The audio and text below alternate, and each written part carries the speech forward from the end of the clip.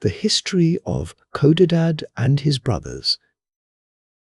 There formerly reigned in the city of Haran a most magnificent and potent sultan who loved his subjects and was equally beloved by them.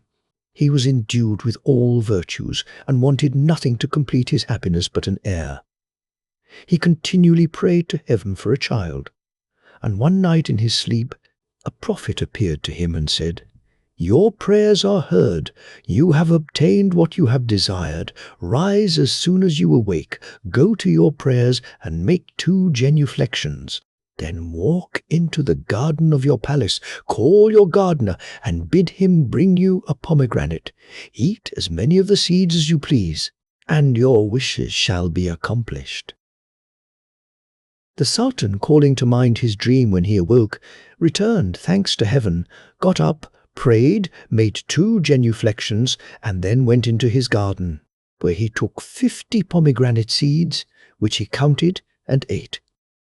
Some time afterward, 49 of his wives presented him with sons, each one as vigorous as a young palm tree. But Piruze, the 50th wife, remained childless. The Sultan, therefore, took an aversion to this lady and would have had her put to death had not his vizier prevented him, advising rather that she be sent to Samaria, to her brother, Sultan Samer, with orders that she be well treated. Not long after Piruze had been retired to her brother's country, a most beautiful prince was born to her. The Prince of Samaria wrote immediately to the Sultan of Haran, to acquaint him with the birth of a son, and to congratulate him on the occasion. The Sultan was much rejoiced at this intelligence, and answered Prince Sama as follows: "Cousin, all my other wives have each presented me with a prince. I desire you to educate the child of Piruz, to give him the name of Codadad, and to send him to me when I may apply for him." The Prince of Samaria spared nothing that might improve the education of his nephew. He taught him to ride, draw the bow, and all other accomplishments becoming the son of a sovereign, so that Codadad, at 18 years of age, was looked upon as a prodigy.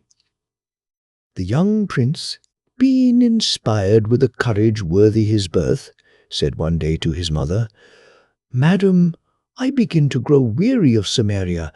I feel a passion for glory. Give me leave to seek it amidst the perils of war.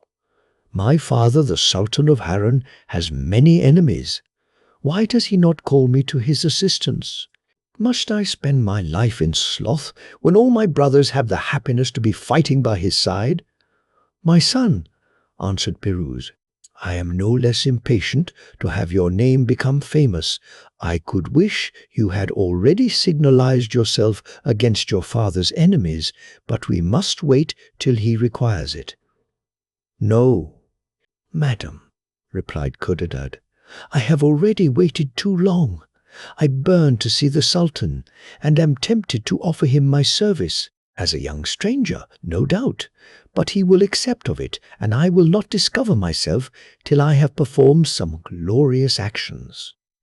Piruz approved of his generous resolutions, and Codadad departed from Samaria as if he had been going to the chase without acquainting Prince Sama, lest he should thwart his design. He was mounted on a white charger, who had a bit and shoes of gold. His housing was of blue satin embroidered with pearls. The hilt of his scimitar was of one single diamond, and the scabbard of sandalwood, adorned with emeralds and rubies, and on his shoulder he carried his bow and quiver. In this equipage, which greatly set off his handsome person, he arrived at the city of Haran, and soon found means to offer his service to the Sultan, who, being charmed with his beauty, and perhaps indeed by natural sympathy, gave him a favourable reception, and asked his name and quality. "Sir," answered Codadad, "I am son to an emir of Grand Cairo. An inclination to travel has made me quit my country, and understanding that you were engaged in war, I am come to your court to offer your majesty my service." The Sultan, upon hearing this, shewed him extraordinary kindness, and gave him a command in his army. The young prince soon gained the esteem of the officers, and was admired by the soldiers. Having no less wit than courage, he so far advanced himself in the Sultan's esteem as to become his favourite. All the ministers and other courtiers daily resorted to Codadad, and were so eager to purchase his friendship that they neglected the Sultan's sons. The princes could not but resent this conduct, and all conceived an implacable hatred against him. But the Sultan's affection daily increasing, he was never weary of giving him fresh testimonies of his regard. He always would have him near his person, and, to show his high opinion of his wisdom and prudence, committed to his care the other princes, though he was of the same age as they, so that Codadad was made governor of his brothers. This only served to heighten their hatred. "Is it come to this," said they, "that the Sultan, not satisfied with loving a stranger more than us, will have him to be our governor, and not allow us to act without his leave? This is not to be endured. We must rid ourselves of this foreigner." "Let us go together," said one of them, "and dispatch him." "No, no," answered another. "We had better be cautious how we sacrifice ourselves. His death would render us odious to the Sultan. Let us destroy him by some stratagem. We will ask his permission to hunt, and, when at a distance from the palace, proceed to some other city and stay there some time. The Sultan will wonder at our absence, and perceiving we do not return, perhaps put the stranger to death, or at least will banish him from court for suffering us to leave the palace." All the princes applauded this artifice. They went together to Codadad, and desired him to allow them to take the diversion of hunting, promising to return the same day. Piruza's son was taken in the snare, and granted the permission his brothers desired. They set out, but never returned. They had been 3 days absent, when the Sultan asked Codadad where the princes were, for it was long since he had seen them. "Sir," answered Codadad, after making a profound reverence, "they have been hunting these 3 days, but they promised me they would return sooner." The Sultan grew uneasy, and his uneasiness increased when he perceived the princes did not return the next day. He could not check his anger. "Indiscreet stranger," said he to Codadad, "why did you let my sons go without bearing them company? Go, seek them immediately, and bring them to me, or your life shall be forfeited." These words chilled with alarm Piruza's unfortunate son. He armed himself, departed from the city, and like a shepherd who had lost his flock, searched the country for his brothers, inquiring at every village whether they had been seen, but hearing no news of them, abandoned himself to the most lively grief. He was inconsolable for having given the princes permission to hunt, or for not having borne them company. After some days spent in fruitless search, he came to a plain of prodigious extent, in the midst whereof was a palace built of black marble. He drew near, and at one of the windows beheld a most beautiful lady, but set off with no other ornament than her own charms, for her hair was dishevelled, her garments torn, and on her countenance appeared all the marks of affliction. As soon as she saw Codadad, and judged he might hear her, she directed her discourse to him, saying, "Young man, depart from this fatal place, or you will soon fall into the hands of the monster that inhabits it. A black, who feeds only on human blood, resides in this palace. He seizes all persons whom their ill fate conducts to this plain, and shuts them up in his dungeons, whence they are never released, but to be devoured by him." "Madam," answered Codadad, "tell me who you are, and be not concerned for myself." "I am a lady of quality of Grand Cairo," replied the captive. "I was passing by this castle yesterday, on my way to Baghdad, and met with the black, who killed all my attendants and brought me hither."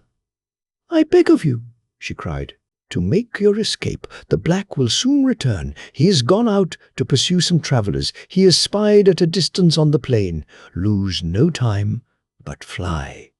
She had scarcely done speaking before the black appeared. He was of monstrous bulk and of a dreadful aspect, mounted on a large Tartar horse, and bore a heavy scimitar that none but himself could wield. The prince, seeing him, was amazed at his gigantic stature, directed his prayers to heaven to assist him, then drew his own scimitar, and firmly awaited his approach. The monster, despising so inconsiderable an enemy, called to him to submit without fighting. Codadad, by his conduct, shewed that he was resolved to defend his life, for rushing upon the black, he wounded him on the knee. The monster, feeling himself wounded, uttered such a dreadful yell as made all the plain resound. He grew furious and foamed with rage, and raising himself on his stirrups, made at Codadad with his dreadful scimitar. The blow was so violent that it would have put an end to the young prince, had not he avoided it by a sudden spring. The scimitar made a horrible hissing in the air, but before the black could have time to make a second blow, Codadad struck him on his right arm with such force that he cut it off. The dreadful scimitar fell with the hand that held it, and the black, yielding under the violence of the stroke, lost his stirrups, and made the earth shake with the weight of his fall. The prince alighted at the same time, and cut off his enemy's head. Just then the lady, who had been a spectator of the combat, and was still offering up her earnest prayers to heaven for the young hero, uttered a shriek of joy, and said to Codadad, "Prince and deliverer, finish the work you have begun. The black has the keys of this castle. Take them and deliver me out of prison." The prince searched the wretch as he lay stretched on the ground, and found several keys. He opened the first door, and entered a court. Where he saw the lady coming to meet him, she would have cast herself at his feet, the better to express her gratitude, but he would not permit her. She commended his valor and extolled him above all the heroes in the world.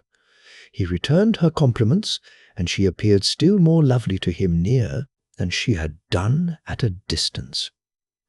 I know not whether she felt more joy at being delivered from the desperate danger she had been in, than he for having done so considerable a service to so beautiful a person. Their conversation was interrupted by dismal cries and groans. "What do I hear?" said Codadad. "Whence come these miserable lamentations which pierce my ears?" "My lord," said the lady, pointing to a little door in the court, "they come from thence. There are, I know not how many wretched persons whom fate has thrown into the hands of the black. They are all chained, and the monster drew out one every day to devour." "It is an addition to my joy," answered the young prince, "to understand that my victory will save the lives of those unfortunate beings. Come with me, madam, to partake in the satisfaction of giving them their liberty." Having so said, they advanced toward the door of the dungeon, where Codadad, pitying them and impatient to put an end to their sufferings, presently put one of the keys into the lock. The noise made all the unfortunate captives, who concluded it was the black coming, according to custom, to seize one of them to devour, redouble their cries and groans. In the meantime, the prince had opened the door. He went down a steep staircase into a deep vault, which received some feeble light from a little window, and in which there were above 100 persons, bound to stakes. "Unfortunate travellers," said he to them, who only expected the moment of an approaching death, "give thanks to heaven, which has this day delivered you by my means. I have slain the black by whom you were to be devoured, and am come to knock off your chains." The prisoners, hearing these words, gave a shout of mingled joy and surprise. Codadad and the lady began to unbind them, and as soon as any of them were loose, they helped to take off the fetters from the rest, so that in a short time they were all at liberty. They then kneeled down, and having returned thanks to Codadad for what he had done for them, went out of the dungeon. But when they were come into the court, how was the prince surprised to see among the prisoners those he was in search of, and almost without hopes to find. "Princes," cried he, "is it you whom I behold? May I flatter myself that it is in my power to restore you to the Sultan, your father, who is inconsolable for the loss of you. Are you all here alive? Alas, the death of one of you will suffice to damp the joy I feel for having delivered you." The 49 princes all made themselves known to Codadad, who embraced them one after another, and told them how uneasy their father was on account of their absence. They gave their deliverer all the commendations he deserved, as did the other prisoners, who could not find words expressive enough to declare their gratitude. Codadad with them searched the whole castle, where was immense wealth, curious silks, gold brocades, Persian carpets, China satins, and an infinite quantity of other goods, which the black had taken from the caravans he had plundered, a considerable part whereof belonged to the prisoners. Codadad had then liberated. Every man knew and claimed his property. The prince restored them their own, and divided the rest of the merchandise among them. Then he said to them, "How will you carry away your goods? We are here in a desert place, and there is no likelihood of your getting horses." "My lord," answered one of the prisoners, "the black robbed us of our camels as well as of our goods, and perhaps they may be in the stables of this castle." "That is not unlikely," replied Codadad. "Let us examine."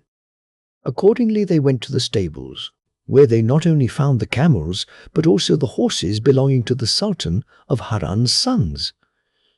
All the merchants, overjoyed that they had recovered their goods and camels, together with their liberty, thought of nothing but prosecuting their journey, but first repeated their thanks to their deliverer. When they were gone, Codadad, directing his discourse to the lady, said, "What place, madam, do you desire to go to? I intend to bear you company to the spot you shall choose for your retreat, and I question not but that all these princes will do the same." The Sultan of Harran's sons protested to the lady that they would not leave her till she was restored to her friends. "Princes," said she, "I am of a country too remote from here, and, besides that, it would be abusing your generosity to oblige you to travel so far. I must confess that I have left my native country forever. I told you that I was a lady of Grand Cairo, but since you have shewn me so much favor, I should be much in the wrong in concealing the truth from you. I am a sultan's daughter. A usurper has possessed himself of my father's throne after having murdered him, and I have been forced to fly to save my life." Codadad and his brothers requested the princess to tell them her story, and after thanking them for their repeated protestations of readiness to serve her, she could not refuse to satisfy their curiosity, and began the recital of her adventures in the following manner.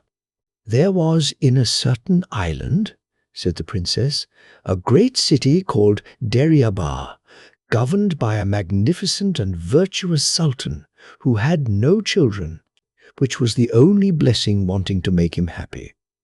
He continually addressed his prayers to heaven, but heaven only partially granted his requests, for the queen, his wife, after a long expectation, brought forth a daughter.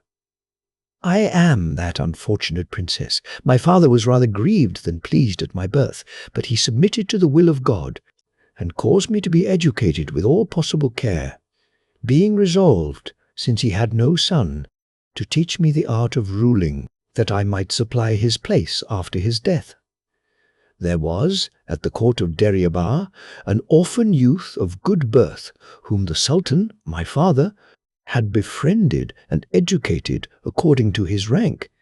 He was very handsome, and, not wanting ability, found means to please my father, who conceived a great friendship for him.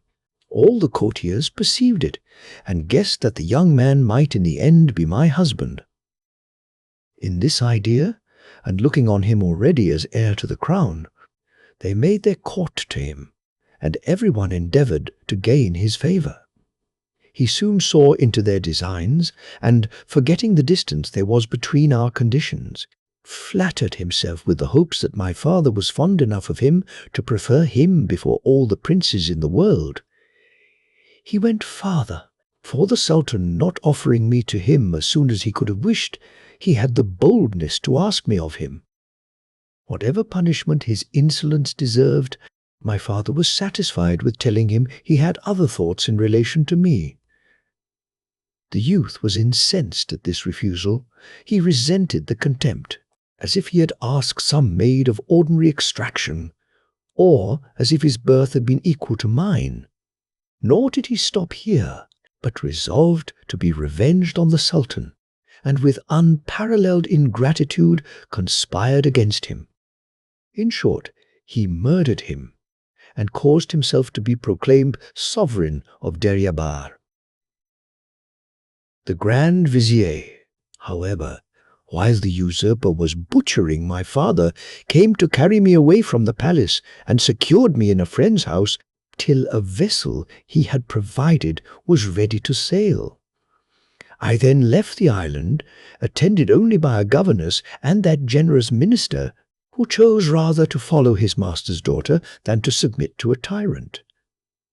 The Grand Vizier designed to carry me to the courts of the neighbouring sultans to implore their assistance and excite them to revenge my father's death, but heaven did not concur in a resolution we thought so just. When we had been but a few days at sea, there arose such a furious storm that our vessel, carried away by the violence of the winds and waves, was dashed in pieces against a rock. My governess, the Grand Vizier, and all that attended me were swallowed up by the sea. I lost my senses, and whether I was thrown upon the coast, or whether heaven wrought a miracle for my deliverance, I found myself on shore when my senses returned. In my despair and horror, I was on the point of casting myself into the sea again, when I heard behind me a great noise of men and horses.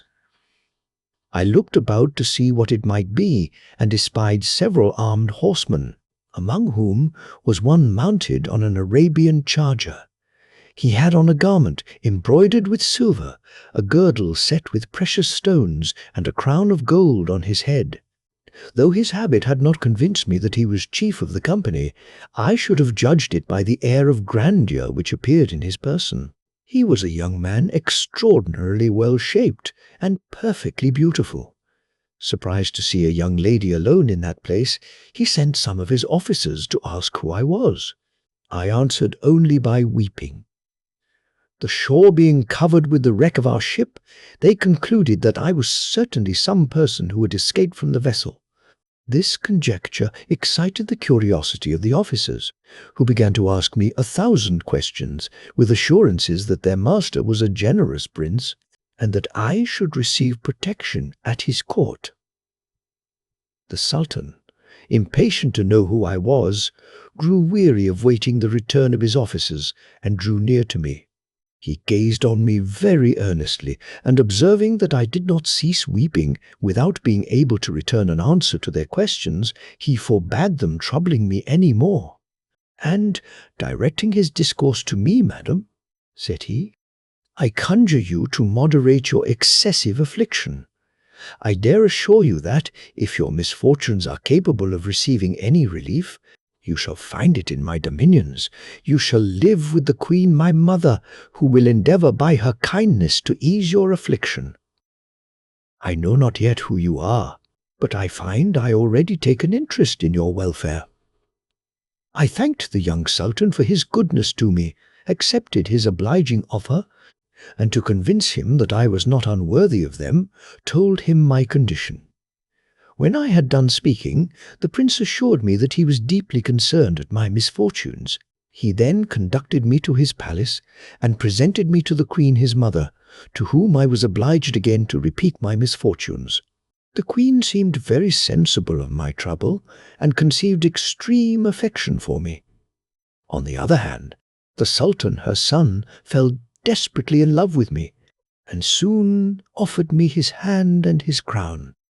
I was so taken up with the thoughts of my calamities that the prince, though so lovely a person, did not make so great an impression on me as he might have done at another time. However, gratitude prevailing, I did not refuse to make him happy, and our nuptials were concluded with all imaginable splendor. While the people were taken up with the celebration of their sovereign's nuptials, a neighboring prince, his enemy, made a descent by night on the island with a great number of troops and surprised and cut to pieces my husband's subjects. We escaped very narrowly, for he had already entered the palace with some of his followers. But we found means to slip away and to get to the sea-coast, where we threw ourselves into a fishing boat, which we had the good fortune to meet with. 2 days we were driven about by the winds, without knowing what would become of us. The 3rd day we espied a vessel making toward us under sail. We rejoiced at first, believing it had been a merchant ship which might take us aboard. But what was our consternation, when, as it drew near, we saw 10 or 12 armed pirates appear on the deck. Having boarded, 5 or 6 of them leaped into our boat, seized us, bound the prince, and conveyed us into their ship, where they immediately took off my veil. My youth and features touched them, and they all declared how much they were charmed at the sight of me. Instead of casting lots, each of them claimed the preference, and me as his right. The dispute grew warm. They came to blows and fought like madmen. The deck was soon covered with dead bodies, and they were all killed, but one who, being left sole possessor of me, said, "You are mine. I will carry you to Grand Cairo to deliver you to a friend of mine, to whom I have promised a beautiful slave." "But who," added he, looking upon the Sultan, "my husband, is that man? What relation does he bear to you? Are you allied by blood or love?" "Sir," answered I, "he is my husband." "If so," replied the pirate, "in pity I must rid myself of him. It would be too great an affliction to him to see you disposed of to another." Having spoken these words, he took up the unhappy prince, who was bound, and threw him into the sea, notwithstanding all my endeavours to prevent him. I shrieked in a dreadful manner at the sight of what he had done, and had certainly cast myself into the sea also, but that the pirate held me. He saw my design, and therefore bound me with cords to the mainmast, then hoisting sail, made toward the land and got ashore. He unbound me, and led me to a little town, where he bought camels, tents, and slaves, and then set out for Grand Cairo, designing, as he still said, to present me to his friend according to his promise. We had been several days upon the road when, as we were crossing this plain yesterday, we descried the black who inhabited this castle. At a distance we took him for a tower, and when near us could scarcely believe him to be a man. He drew his huge scimitar and summoned the pirate to yield himself prisoner, with all his slaves and the lady he was conducting. You know the end of this dreadful adventure, and can foresee what would have been my fate had you, generous prince, not come to my deliverance. As it drew near, we saw 10 or 12 armed pirates appear on the deck. As soon as the princess had finished the recital of her adventures, Codadad declared to her that he was deeply concerned at her misfortunes. "But, madam," added he, "it shall be your own fault if you do not live at ease for the future. The Sultan of Harran's sons offer you a safe retreat in the court of their father. Be pleased to accept of it, and if you do not disdain the affection of your deliverer, permit me to assure you of it, and to espouse you before all these princes. Let them be witnesses to our contract." The princess consented, and the marriage was concluded that very day in the castle, where they found all sorts of provisions, with an abundance of delicious wine and other liquors. They all sat down at table, and after having eaten and drunk plentifully, took with them the rest of the provisions, and set out for the Sultan of Harran's court. They travelled several days, encamping in the pleasantest places they could find, and were within 1 day's journey of Harran, when Codadad, directing his discourse to all his company, said, "Princes, I have too long concealed from you who I am. Behold, your brother Codadad. I, as well as you, received my being from the Sultan of Harran. The Prince of Samaria brought me up, and the Princess Piruze is my mother. Madam," added he, addressing himself to the Princess of Deryabah, "do you also forgive me for having concealed my birth from you? Perhaps, by discovering it sooner, I might have prevented some disagreeable reflections, which may have been occasioned by a match you may have thought unequal." "No, sir," answered the princess. "The opinion I at first conceived of you heightened every moment, and you did not stand in need of the extraction you now discover to make me happy." The princess congratulated Codadad on his birth, and expressed much satisfaction at being made acquainted with it. But in reality, instead of rejoicing, their hatred of so amiable a brother was increased. They met together at night, and forgetting that, had it not been for the brave son of Piruze, they must have been devoured by the black, agreed among themselves to murder him. "We have no other course to choose," said one of them. "For the moment our father shall come to understand that this stranger, of whom he is already so fond, is our brother, he will declare him his heir, and we shall all be obliged to obey and fall down before him." He added much more, which made such an impression on their unnatural minds, that they immediately repaired to Codadad, then asleep, stabbed him repeatedly, and leaving him for dead in the arms of the Princess of Deryabah, proceeded on their journey to the city of Harran, where they arrived the next day. The Sultan, their father, conceived the greater joy at their return, because he had despaired of ever seeing them again. He asked what had been the occasion of their stay, but they took care not to acquaint him with it, making no mention either of the black or of Codadad, and only said that, being curious to see different countries, they had spent some time in the neighbouring cities. In the meantime, Codadad lay in his tent, weltering in his blood, and little differing from a dead man, with the princess his wife, who seemed to be in not much better condition than himself. She rent the air with her dismal shrieks, tore her hair, and bathing her husband's body with her tears, "Alas! Codadad, my dear Codadad," cried she, "is it you whom I behold just departing this life?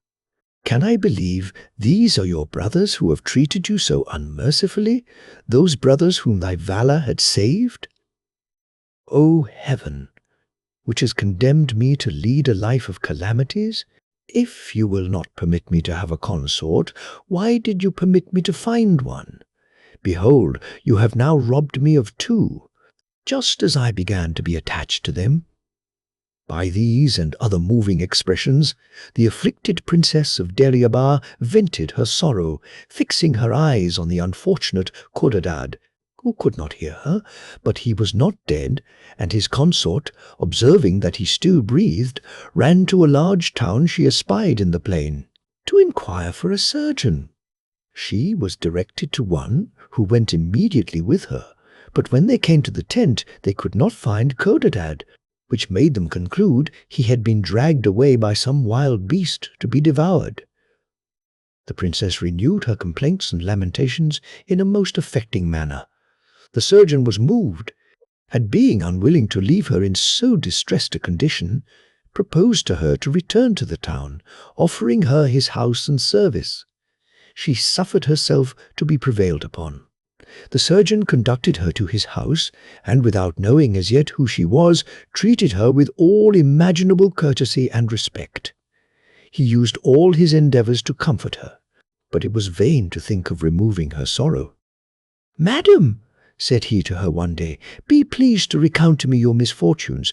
Tell me your country and your condition.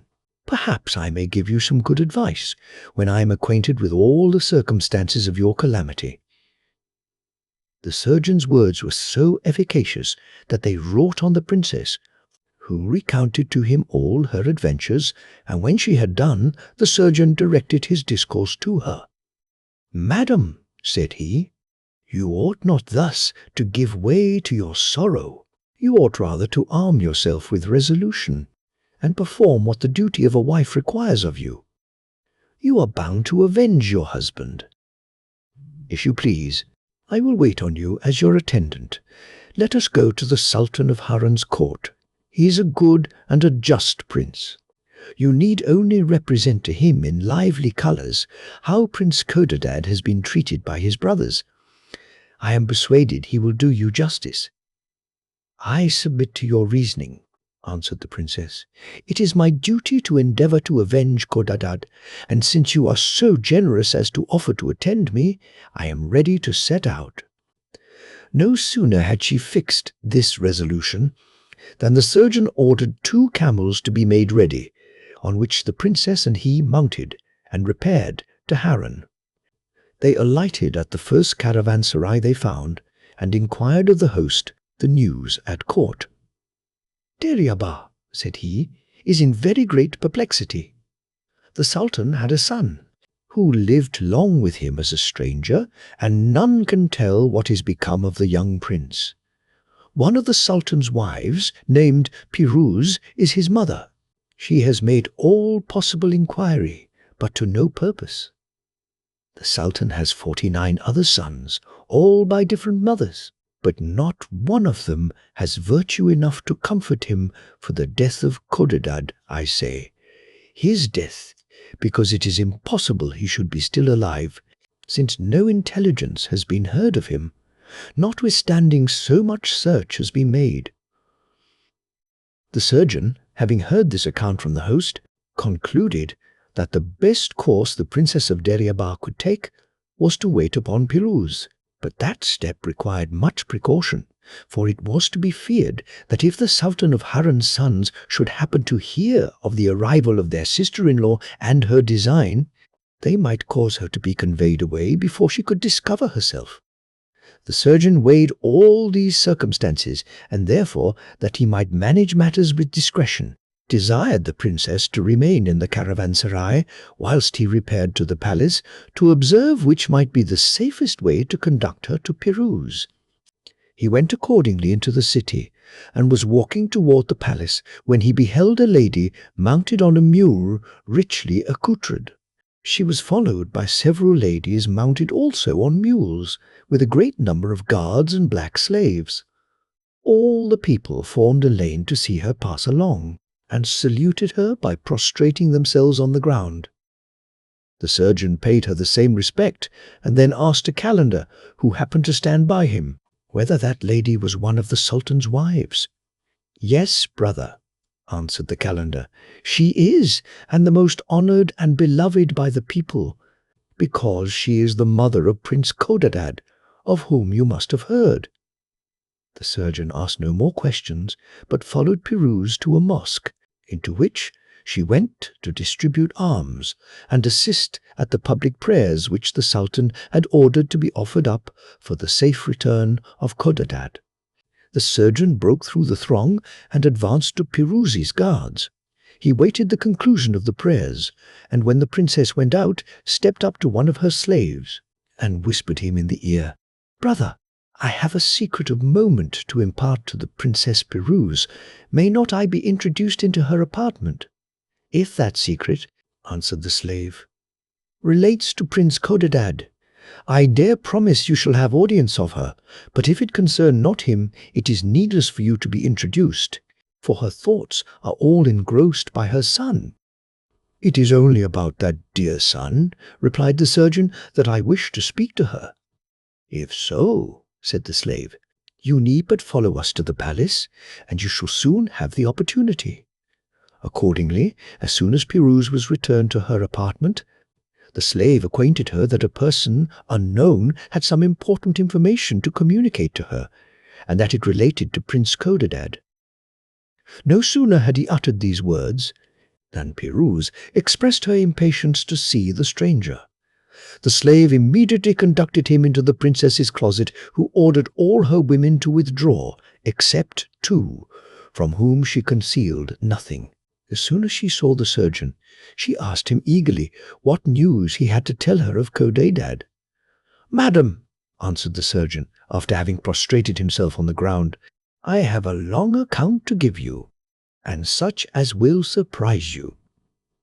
He then related all the particulars of what had passed between Codadad and his brothers, which she listened to with eager attention. But when he came to speak of the murder, the tender mother fainted away on her sofa, as if she had herself been stabbed like her son. Her two women soon brought her to herself, and the surgeon continued his relation. And when he had concluded, Piruz said to him, "Go back to the Princess of Deryabah and assure her from me that the Sultan shall soon own her for his daughter-in-law, and as for yourself, your services shall be rewarded as liberally as they deserve." When the surgeon was gone, Piruza remained on the sofa in such a state of affliction as may easily be imagined, and yielding to her tenderness at the recollection of Codadad, "O my son," said she, "I must never then expect to see you more. Unfortunate Codadad, why did you leave me?" While she uttered these words, she wept bitterly, and her two attendants, moved by her grief, mingled their tears with hers. Whilst they were all three in this manner vying in affliction, the Sultan came into the closet, and seeing them in this condition, asked Piruz whether she had received any bad news concerning Codadad. "Alas, sir," said she, "all is over. My son has lost his life, and to add to my sorrow, I cannot pay him the funeral rites, for, in all probability, wild beasts have devoured him." She then told him all she had heard from the surgeon, and did not fail to enlarge on the inhuman manner in which Codadad had been murdered by his brothers. The Sultan did not give Piruz time to finish her relation, but transported with anger and giving way to his passion, "Madam," said he to the princess, "those perfidious wretches who cause you to shed these tears, and are the occasion of mortal grief to their father, shall soon feel the punishment due to their guilt."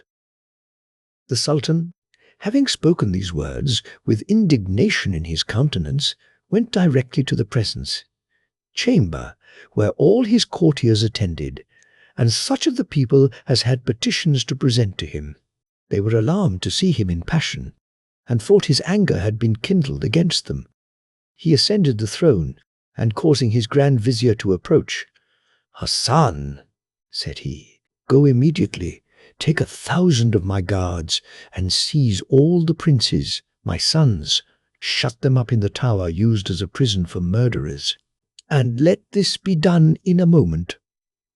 All who were present trembled at this extraordinary command, and the Grand Vizier, without uttering a word, laid his hand on his head to express his obedience, and hastened from the hall to execute his orders.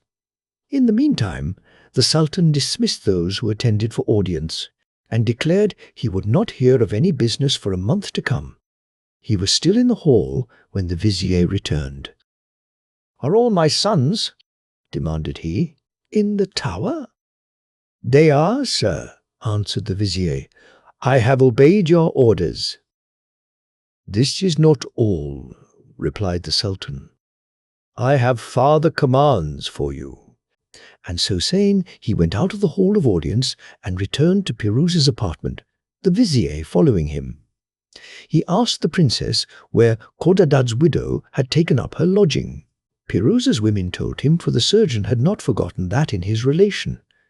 The Sultan then turning to his minister, "Go," said he, "to this caravanserai, and conduct a young princess who lodges there with all the respect due to her quality to my palace." The vizier was not long in performing what he was ordered.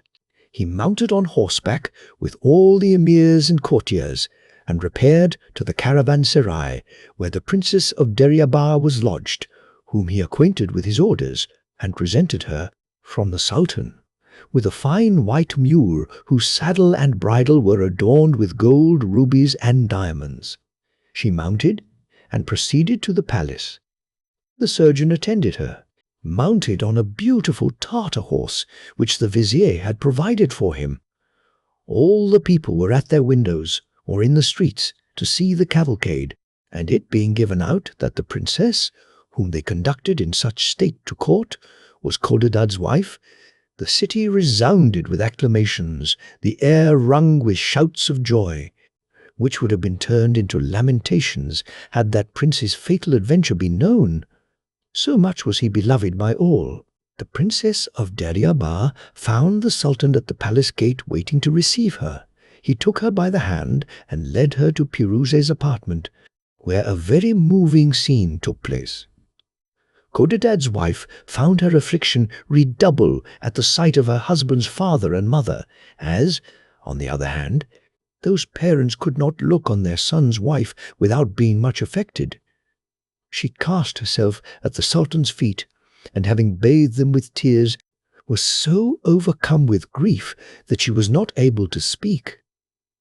Piruz was in no better state, and the Sultan, moved by these affecting objects, gave way to his own feelings and wept. At length the Princess of Deryabar, being somewhat recovered, recounted the adventure of the castle and Codadad's disaster. Then she demanded justice for the treachery of the princes.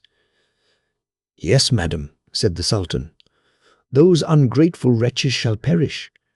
But Codadad's death must be first made public, that the punishment of his brothers may not cause my subjects to rebel, and though we have not my son's body, we will not omit paying him the last duties." This said, he directed his discourse to the vizier, and ordered him to cause to be erected a dome of white marble in a delightful plain, in the midst of which the city of Haran stands. Then he appointed the Princess of Deryabar a suitable apartment in his palace, acknowledging her for his daughter-in-law. Hassan caused the work to be carried on with such diligence, and employed so many workmen, that the dome was soon finished. Within it was erected a tomb, which was covered with gold brocade. When all was completed, the Sultan ordered prayers to be said, and appointed a day for the obsequies of his son. On that day, all the inhabitants of the city went out upon the plain to see the ceremony performed. The gate of the dome was then closed, and all the people returned to the city. Next day there were public prayers in all the mosques, and the same was continued for 8 days successively. On the 9th, the king resolved to cause the princes his sons to be beheaded. The people, incensed at their cruelty toward Codadad, impatiently expected to see them executed. The scaffolds were erecting, but the execution was respited, because, on a sudden, intelligence was brought that the neighboring princes who had before made war on the Sultan of Haran were advancing with more numerous forces than on the first invasion, and were then not far from the city. This news gave new cause to lament the loss of Codadad, who had signalized himself in the former war against the same enemies. The Sultan, nothing dismayed, formed a considerable army, and being too brave to await the enemy's attack within his walls, marched out to meet them. They, on their side, being informed that the Sultan of Haran was marching to engage them, halted in the plain and formed their army. As soon as the Sultan discovered them, he also drew up his forces and ranged them in order of battle. The signal was given, and he attacked them with extraordinary vigor. Nor was the opposition inferior. Much blood was shed on both sides, and the victory long remained dubious, but at length it seemed to incline to the Sultan of Haran's enemies, who, being more numerous, were upon the point of surrounding him, when a great body of cavalry appeared on the plain. and approached the two armies. The sight of this fresh party daunted both sides, neither knowing what to think of them, but their doubts were soon cleared, for they fell upon the flank of the Sultan of Harran's enemies with such a furious charge that they soon broke and routed them. Nor did they stop here, they pursued them, and cut most of them in pieces. The Sultan of Harran, who had attentively observed all that passed, admired the bravery of this strange body of cavalry, whose unexpected arrival had given the victory to his army. But, above all, he was charmed with their chief, whom he had seen fighting with a more than ordinary valor. He longed to know the name of the generous hero. Impatient to see and thank him, he advanced toward him, but perceived he was coming to prevent him. The two princes drew near, and the Sultan of Harran, discovering Codadad in the brave warrior who had just defeated his enemies, became motionless with joy and surprise. "Father," said Codadad to him, "you have sufficient cause to be astonished at the sudden appearance of a man whom perhaps you concluded to be dead. I should have been so, had not heaven preserved me still to serve you against your enemies." "Oh, my son," cried the Sultan, "is it possible that you are restored to me? Alas, I despaired of seeing you more." So saying, he stretched out his arms to the young prince, who flew to such a tender embrace. "I know all, my son," said the Sultan again, after having long held him in his arms. "I know what return your brothers have made you for delivering them out of the hands of the black, but you shall be revenged tomorrow. Let us now go to the palace where your mother, who has shed so many tears on your account, expects to rejoice with us on the defeat of our enemies. What a joy will it be to her to be informed that my victory is your work." "Sir," said Codadad, "give me leave to ask how you could know the adventure of the castle. Have any of my brothers, repenting, owned it to you?" "No," answered the Sultan. "The Princess of Deryabah has given us an account of everything, for she is in my palace and came thither to demand justice against your brothers." Codadad was transported with joy to learn that the princess his wife was at the court. "Let us go, sir," cried he to his father in rapture. "Let us go to my mother, who waits for us. I am impatient to dry her tears, as well as those of the Princess of Deryabah." The Sultan immediately returned to the city with his army and re-entered his palace victorious, amidst the acclamations of the people, who followed him in crowds, praying to heaven to prolong his life and extolling Codadad to the skies. They found Piruz and her daughter-in-law waiting to congratulate the Sultan, but words cannot express the transports of joy they felt when they saw the young prince with him. Their embraces were mingled with tears of a very different kind from those they had before shed for him. When they had sufficiently yielded to all the emotions that the ties of blood and love inspired, they asked Codadad by what miracle he came to be still alive. He answered that a peasant mounted on a mule, happening accidentally to come into the tent where he lay senseless, and perceiving him alone, and stabbed in several places, had made him fast on his mule, and carried him to his house, where he applied to his wounds certain herbs, which recovered him. "When I found myself well," added he, "I returned thanks to the peasant, and gave him all the diamonds I had. I then made for the city of Harran, but being informed by the way that some neighboring princes had gathered forces, and were on their march against the Sultan's subjects, I made myself known to the villagers, and stirred them up to undertake his defense. I armed a great number of young men, and heading them, happened to arrive at the time when the two armies were engaged. When he had done speaking, the Sultan said, 'Let us return. Thanks to God for having preserved Codadad, but it is requisite that the traitors who would have destroyed him should perish.' 'Sir,' answered the generous prince, 'though they are wicked and ungrateful, Consider, they are your own flesh and blood. They are my brothers. I forgive their offense, and beg you to pardon them." This generosity drew tears from the Sultan, who caused the people to be assembled and declared Khordadad his heir. He then ordered the princes, who were prisoners, to be brought out loaded with irons. Piruza's sons struck off their chains and embraced them all successively with as much sincerity and affection as he had done in the Black's castle. The people were charmed with Khordadad's generosity and loaded him with applause.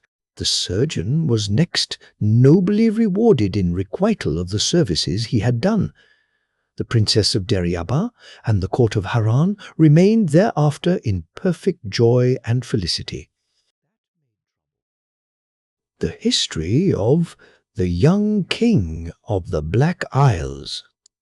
"You must know, my lord," said the wretched prisoner, "that my father, named Mahmud, was monarch of this country. This is the kingdom of the Black Isles, which takes its name from the 4 small neighboring mountains, for those mountains were formerly isles, and the capital where the king, my father, resided was situated on the spot now occupied by the lake you have seen. The sequel of my history will inform you of the reason for those changes. The king, my father, died when he was 70 years of age. I had no sooner succeeded him than I married, and the lady I chose to share the royal dignity with me was my cousin. I had so much reason to be satisfied with her affection, and, on my part, loved her with so much tenderness that nothing could surpass the harmony of our union. This lasted 5 years, at the end of which time I perceived the queen ceased to delight in my attentions. One day, after dinner, while she was at the bath, I found myself inclined to repose, and lay down upon a sofa.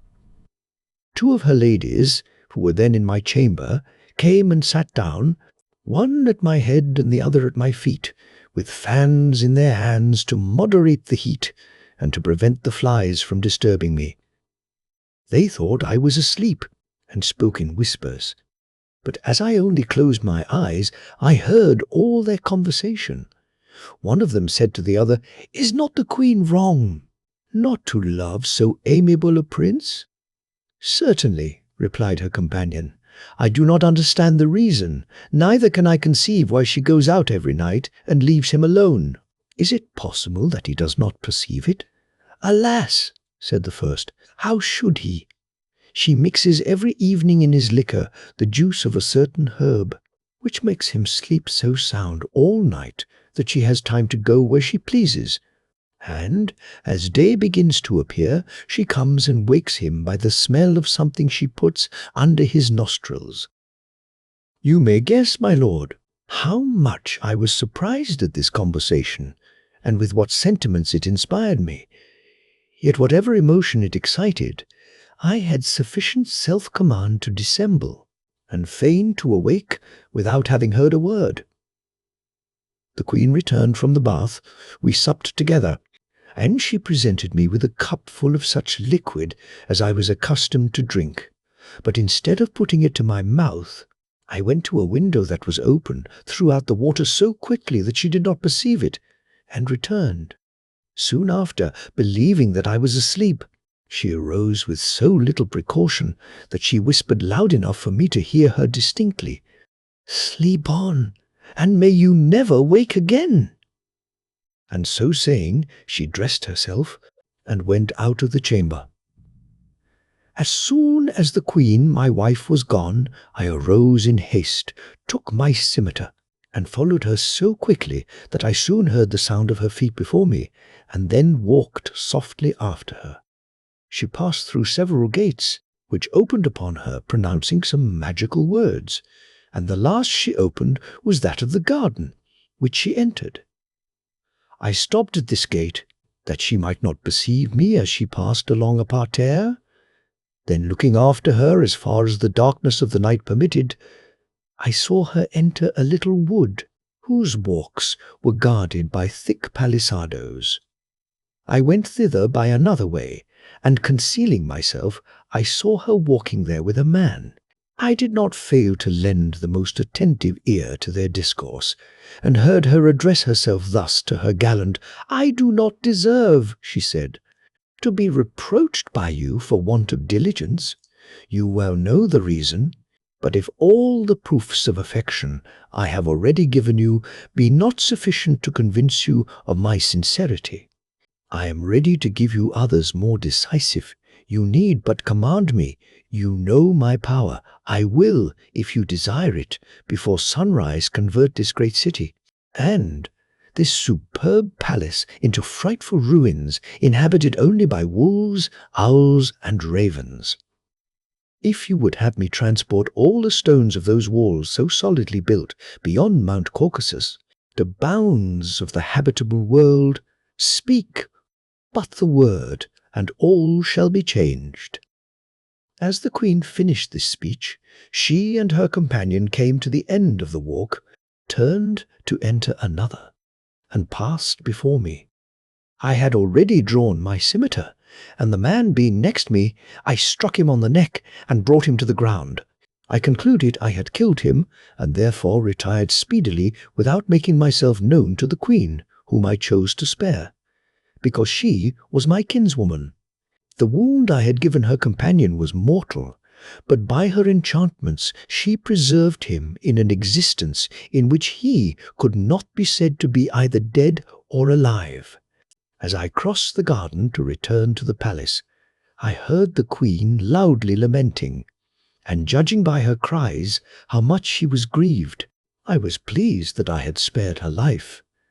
As soon as I had reached my apartment, I went to bed, and being satisfied with having punished the villain who had injured me, fell asleep. Next morning I arose, went to my closet, and dressed myself. I afterward held my council. At my return, the queen, clad in mourning, her hair dishevelled and part of it torn off, presented herself before me, and said, "I come to beg your majesty not to be surprised to see me in this condition. My heavy affliction is occasioned by intelligence of 3 distressing events which I have just received." "Alas, what are they, madam?" said I. "The death of the queen, my dear mother," she replied. "That of the king, my father, killed in battle, and of one of my brothers who has fallen down a precipice." I was not displeased that she used these pretexts to conceal the true cause of her grief. "Madam," said I, "so far from blaming, I assure you I heartily commiserate your sorrow. I should feel surprise if you were insensible to such heavy calamities. Weep on. Your tears are so many proofs of your tenderness. But I hope that time and reflection will moderate your grief." She retired into her apartment, where, giving herself wholly up to sorrow, she spent a whole year in mourning and lamentation. At the end of that period, she begged permission to erect a burying place for herself within the bounds of the palace, where she would continue, she told me, to the end of her days. I consented, and she built a stately edifice and called it the Palace of Tears. When it was finished, she caused the object of her care to be conveyed thither.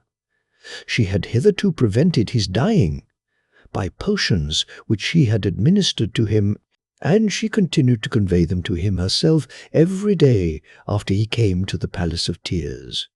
Yet, with all her enchantments, she could not cure the wretch. He was not only unable to walk or support himself, but had also lost the use of his speech and exhibited no sign of life except in his looks. Every day the queen made him 2 long visits. I was well apprised of this, but pretended ignorance. One day, my curiosity induced me to go to the Palace of Tears, to observe how my consort employed herself, and from a place where she could not see me, I heard her thus address the wounded ruffian. "I am afflicted to the highest degree to behold you in this condition," she cried. "I am as sensible as yourself of the tormenting pain you endure, but, dear soul, I am continually speaking to you. and you do not answer me. How long will you remain silent? Speak only one word, alas. The sweetest moments of my life are these I spend here in partaking of your grief." At these words, which were several times interrupted by her sighs, I lost all patience, and discovering myself, came up to her and said, "Madam, you have wept enough. It is time to give over this sorrow, which dishonours us both. You have too much forgotten what you owe to me and to yourself." "Sire," said she, "if you have any kindness or compassion for me left, I beseech you to put no restraint upon me. Allow me to indulge my grief, which it is impossible for time to assuage." When I perceived that my remonstrance, instead of restoring her to a sense of duty, served only to increase her anguish, I ceased speaking and retired. She continued every day to visit her charge, and for 2 whole years abandoned herself to grief and despair. I went a second time to the Palace of Tears. While she was there, I concealed myself again, and heard her thus cry out, "It is now 3 years since you spoke one word to me. You answer not the proofs I give you of my devotion by my sighs and lamentations. Is it from insensibility or contempt? O tomb, tell me by what miracle thou becamest the depository of the rarest treasure the world ever contained." I must confess, my lord, I was enraged at these expressions, for, in truth, this adored mortal was by no means what you would imagine him to have been. He was a black Indian, one of the original natives of this country. I was so enraged at the language addressed to him that I discovered myself, and apostrophizing the tomb in my turn, I cried, "O tomb, why dost thou not swallow up that monster so revolting to human nature? Or rather, why dost thou not swallow up this pair of monsters?" I had scarcely uttered these words, when the queen, who sat by the black, rose up like a fury. "Miscreant," said she, "thou art the cause of my grief. Do not think I am ignorant of this. I have dissembled too long.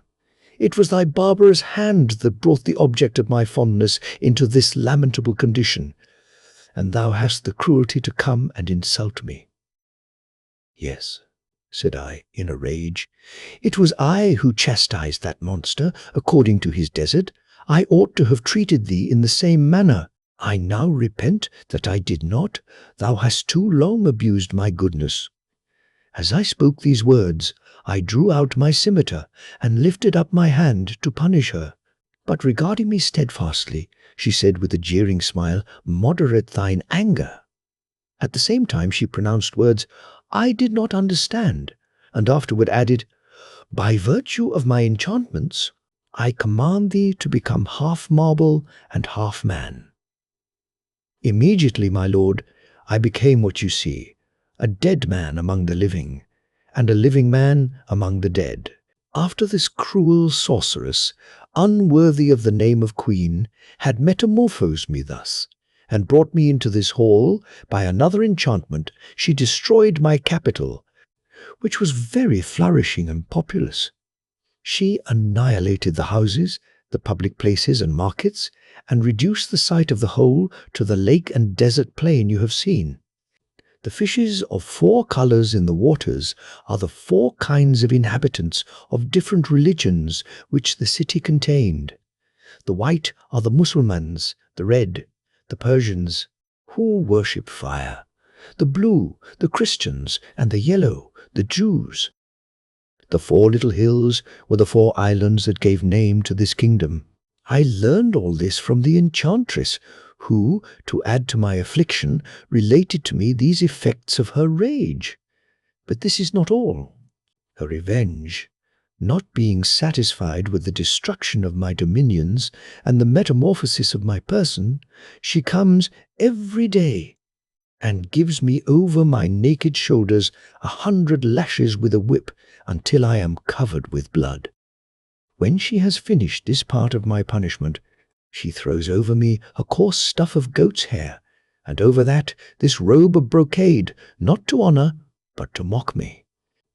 When he came to this part of his narrative, the young king could not restrain his tears, and the Sultan was himself so affected by the relation that he could not find utterance for any words of consolation. Shortly after, the young king, lifting up his eyes to heaven, exclaimed, "Mighty Creator of all things, I submit myself to thy judgments and to the decrees of thy providence. I endure my calamities with patience, since it is thy will that things should be as they are. But I hope that thy infinite goodness will ultimately reward me." The Sultan, greatly moved by the recital of this affecting story and anxious to avenge the sufferings of the unfortunate prince, said to him, "Inform me whither this perfidious sorceress retires, and where may be found the vile wretch who is entombed before his death." "My lord," replied the prince, "the Indian, as I have already told you, is lodged in the Palace of Tears, in a superb tomb constructed in the form of a dome. This palace joins the castle on the side in which the gate is placed. As to the queen, I cannot tell you precisely whither she retires, but every day at sunrise she goes to visit her charge, after having executed her bloody vengeance upon me, and you see I am not in a condition to defend myself. She carries to him the potion with which she has hitherto prevented his dying, and always complains of his never having spoken to her since he was wounded." "Prince," said the Sultan, "your condition can never be sufficiently deplored. No one can be more sensibly affected by your misfortune than I am. Never did anything so extraordinary befall any man. One thing only is wanting, the revenge to which you are entitled, and I will omit nothing in my power to effect it." In his subsequent conversation with the young prince, the Sultan told him who he was, and for what purpose he had entered the castle, and afterward informed him of a mode of revenge which he had devised. They agreed upon the measures they were to take for accomplishing their design, but deferred the execution of it till the following day. In the meantime, the night being far spent, the Sultan took some rest, but the young prince passed the night as usual, without sleep, never having slept since he was enchanted. When he came to this part of his narrative, the young king could not restrain his tears. Next morning, the Sultan arose with the dawn and prepared to execute his design by proceeding to the Palace of Tears. He found it lighted up with an infinite number of flambeaux of white wax, and perfumed by a delicious scent issuing from several censers of fine gold of admirable workmanship. As soon as he perceived the bed where the Indian lay, he drew his scimitar and deprived him of his wretched life, dragged his corpse into the court of the castle, and threw it into a well. After this he went and lay down in the black's bed, placed his scimitar under the covering, and waited to complete his design. The queen arrived shortly after. She first went into the chamber of her husband, the king of the Black Islands, stripped him, and with unexampled barbarity gave him 100 stripes. The unfortunate prince filled the palace with his lamentations, and conjured her in the most affecting tone to take pity on him.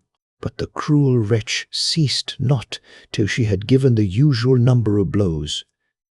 "You had no compassion," said she, "and you are to expect none from me."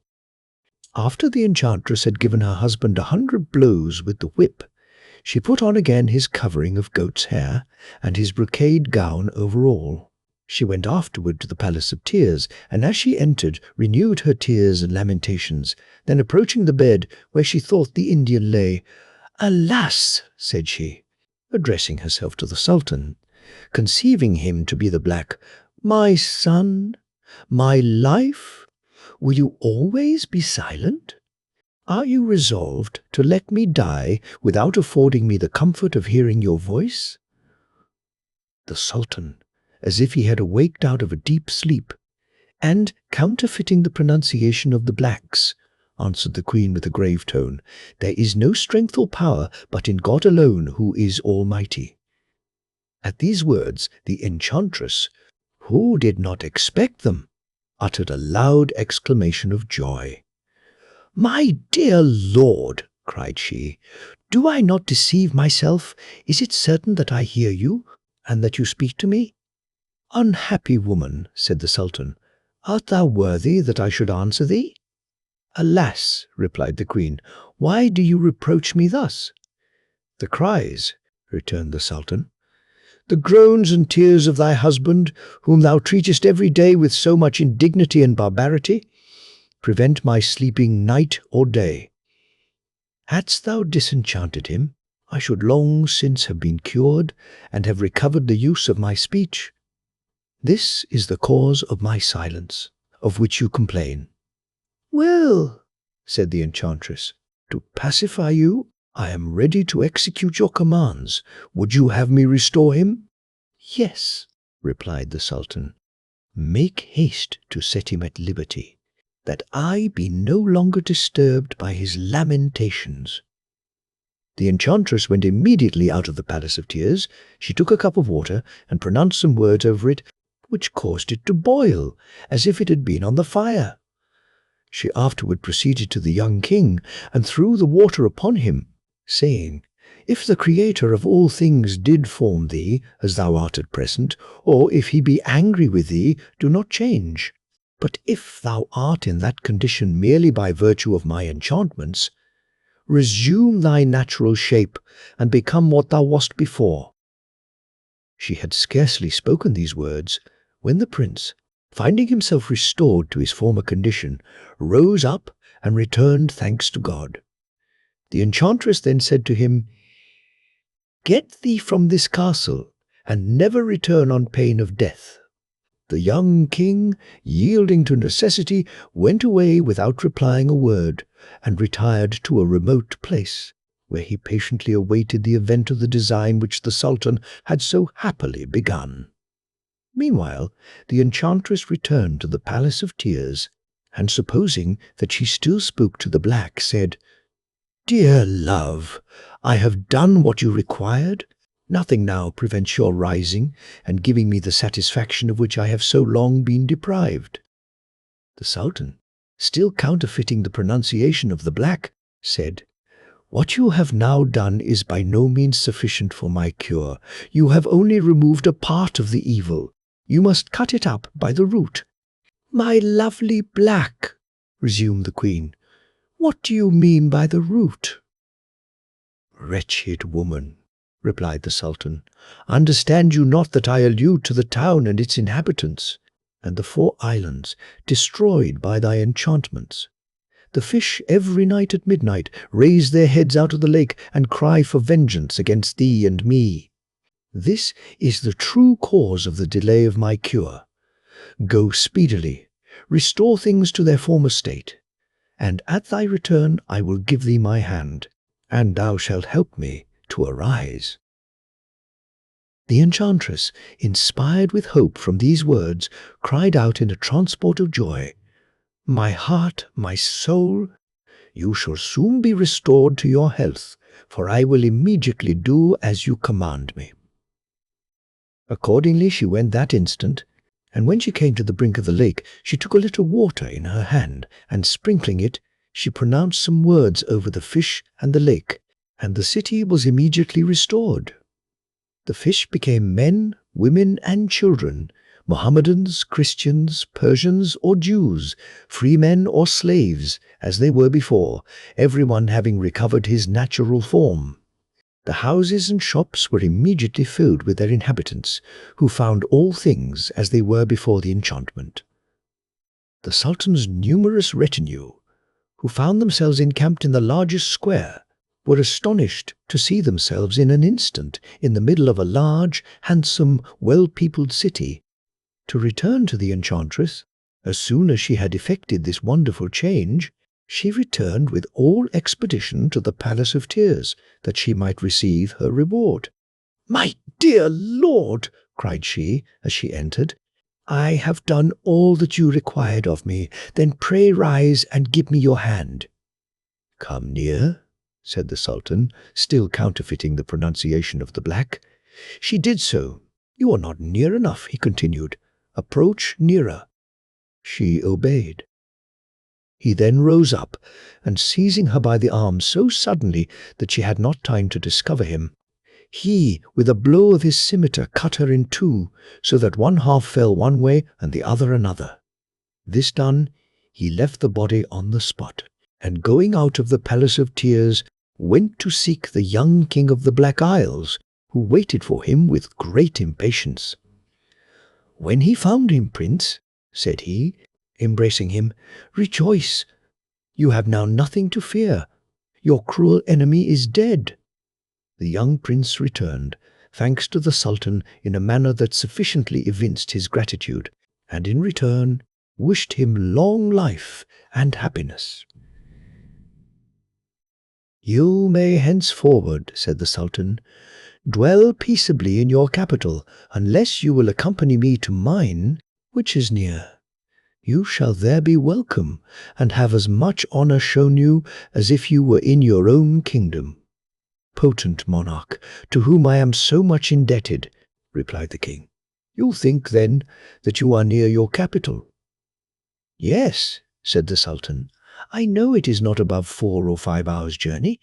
"It will take you a whole year to return," said the prince. "I do indeed believe that you came hither from your capital in the time you mention, because mine was enchanted. But since the enchantment is taken off, things are changed, however.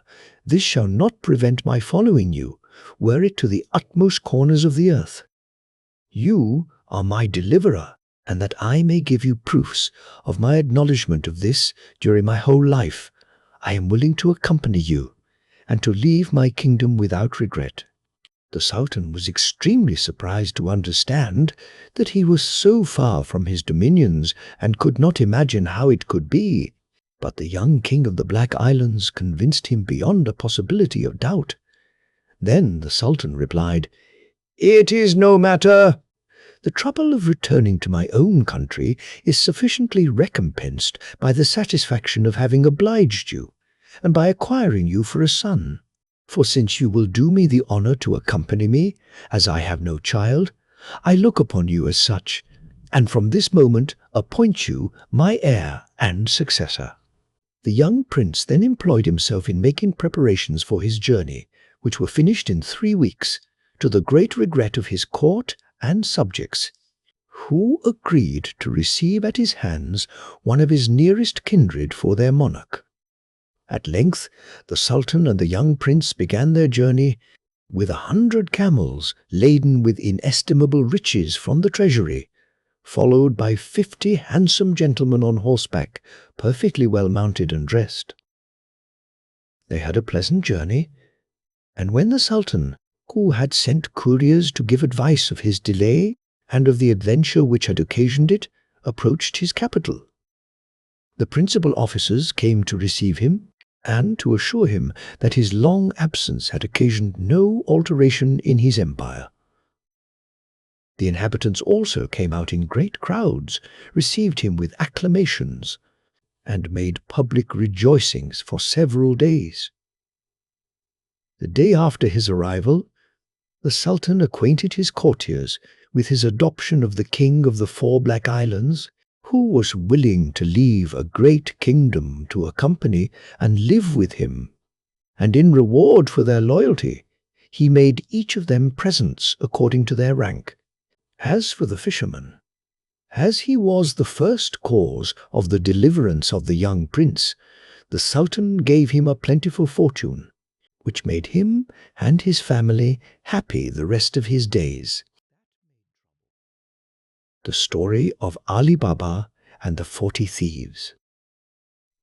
In a town in Persia there lived 2 brothers, one named Qasim, the other Ali Baba. Their father left them scarcely anything, but as he had divided his little property equally between them, it would seem that their fortune ought to have been equal, but chance determined otherwise. Qasim married a wife, who soon after became heiress to a large sum, and to a warehouse full of rich goods, so that he all at once became one of the richest and most considerable merchants, and lived at his ease. Ali Baba, on the other hand, who had married a woman as poor as himself, lived in a very wretched habitation, and had no other means to maintain his wife and children but his daily labour of cutting wood and bringing it to town to sell, upon 3 asses, which were his whole substance. One day, when Ali Baba was in the forest and had just cut wood enough to load his asses, he saw at a distance a great cloud of dust which seemed to be driven toward him. He observed it very attentively and distinguished soon after a body of horse. Though there had been no rumour of robbers in that country, Ali Baba began to think that they might prove such, and without considering what might become of his asses, was resolved to save himself. He climbed up a large, thick tree, whose branches, at a little distance from the ground, were so close to one another that there was but little space between them. He placed himself in the middle, from whence he could see all that passed without being discovered, and the tree stood at the base of a single rock, so steep and craggy that nobody could climb up it. The troop, who were all well mounted and armed, came to the foot of this rock and there dismounted. Ali Baba counted 40 of them, and, from their looks and equipage, was assured that they were robbers. Nor was he mistaken in his opinion, for they were a troop of banditti, who, without doing any harm to the neighbourhood, robbed at a distance, and made that place their rendezvous. But what confirmed him in his opinion was, that every man unbridled his horse, tied him to some shrub, and hung about his neck a bag of corn, which they brought behind them. Then each of them took his saddle-wallet, which seemed to Ali Baba to be full of gold and silver from its weight. One, who was the most personable amongst them, and whom he took to be their captain, came with his wallet on his back under the tree in which Ali Baba was concealed, and making his way through some shrubs, pronounced these words so distinctly, "Open, Sesame," that Ali Baba heard him. As soon as the captain of the robbers had uttered these words, a door opened in the rock, and after he had made all his troop enter before him, he followed them, when the door shut again of itself. The robbers stayed some time within the rock, and Ali Baba, who feared that someone, or all of them together, might come out and catch him if he should endeavour to make his escape, was obliged to sit patiently in the tree. He was nevertheless tempted to get down, mount one of their horses, and lead another, driving his asses before him with all the haste he could to town. But the uncertainty of the event made him choose the safest course. At last the door opened again, and the 40 robbers came out. As the captain went in last, he came out first, and stood to see them all pass by him, when Ali Baba heard him make the door close by, pronouncing these words, "Shut, Sesame." Every man went and bridled his horse, fastened his wallet, and mounted again, and when the captain saw them all ready, he put himself at their head, and they returned the way they had come. Ali Baba did not immediately quit his tree, for, said he to himself, they may have forgotten something, and may come back again, and then I shall be taken. He followed them with his eyes as far as he could see them, and afterward stayed a considerable time before he descended. Remembering the words the captain of the robbers used to cause the door to open and shut, he had the curiosity to try if his pronouncing them would have the same effect. Accordingly, he went among the shrubs, and perceiving the door concealed behind them, stood before it and said, "Open, Sesame." The door instantly flew wide open. Ali Baba, who expected a dark, dismal cavern, was surprised to see it well lighted and spacious, in the form of a vault, which received the light from an opening at the top of the rock. He saw all sorts of provisions, rich bales of silk stuff, brocade and valuable carpeting piled upon one another, gold and silver ingots in great heaps, and money in bags. The sight of all these riches made him suppose that this cave must have been occupied for ages by robbers, who had succeeded one another. Ali Baba did not stand long to consider what he should do, but went immediately into the cave, and as soon as he had entered, the door shut of itself. But this did not disturb him, because he knew the secret to open it again. He never regarded the silver, but made the best use of his time in carrying out as much of the gold coin as he thought his 3 asses could carry. He collected his asses, which were dispersed, and when he had loaded them with the bags, laid wood over in such a manner that they could not be seen. When he had done, he stood before the door, and pronouncing the words, "Shut, Sesame," the door closed after him, for it had shut of itself while he was within, but remained open while he was out. He then made the best of his way to town. When Ali Baba got home, he drove his asses into a little yard, shut the gates very carefully, threw off the wood that covered the bags, carried them into his house, and ranged them in order before his wife, who sat on a sofa. His wife handled the bags, and finding them full of money, suspected that her husband had been robbing, insomuch that she could not help saying, "Ali Baba, have you been so unhappy as to—" "Be quiet, wife," interrupted Ali Baba. "Do not frighten yourself. I am no robber, unless he may be one who steals from robbers. You will no longer entertain an ill opinion of me when I shall tell you my good fortune." He then emptied the bags, which raised such a great heap of gold as dazzled his wife's eyes, and when he had done, told her the whole adventure from beginning to end, and, above all, recommended her to keep it secret. The wife, cured of her fears, rejoiced with her husband at their good fortune, and would count all the gold piece by piece. "Wife," replied Ali Baba, "you do not know what you undertake. When you pretend to count the money, you will never have done. I will dig a hole and bury it. There is no time to be lost." "You are in the right, husband," replied she. "But let us know, as nigh as possible, how much we have. I will borrow a small measure in the neighborhood and measure it while you dig the hole." "What you are going to do is to no purpose, wife," said Ali Baba. "If you would take my advice, you had better let it alone, but keep the secret and do what you please." Away the wife ran to her brother-in-law Kasim, who lived just by, but was not then at home, and addressing herself to his wife, desired her to lend her a measure for a little while. Her sister-in-law asked her whether she would have a great or a small one.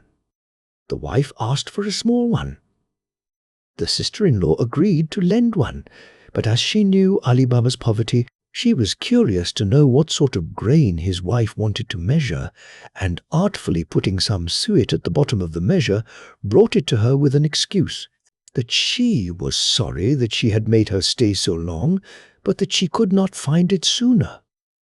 Ali Baba's wife went home, set the measure upon the heap of gold, filled it and emptied it often upon the sofa, till she had done, when she was very well satisfied to find the number of measures amounted to so many as they did, and went to tell her husband, who had almost finished digging the hole.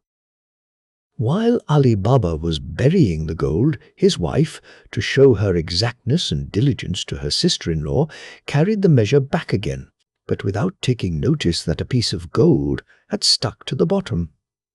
"Sister," said she, giving it to her again, "you see that I have not kept your measure long. I am obliged to you for it, and return it with thanks." As soon as her sister-in-law was gone, Kasim's wife looked at the bottom of the measure, and was inexpressibly surprised to find a piece of gold stuck to it. Envy immediately possessed her breast. "What," said she, "has Ali Baba gold so plentiful as to measure it? Where has that poor wretch got all this wealth?" Kasim, her husband, was not at home, but at his counting-house, which he left always in the evening. His wife waited for him, and thought the time and age, so great was her impatience to tell him the circumstance, at which she guessed he would be as much surprised as herself.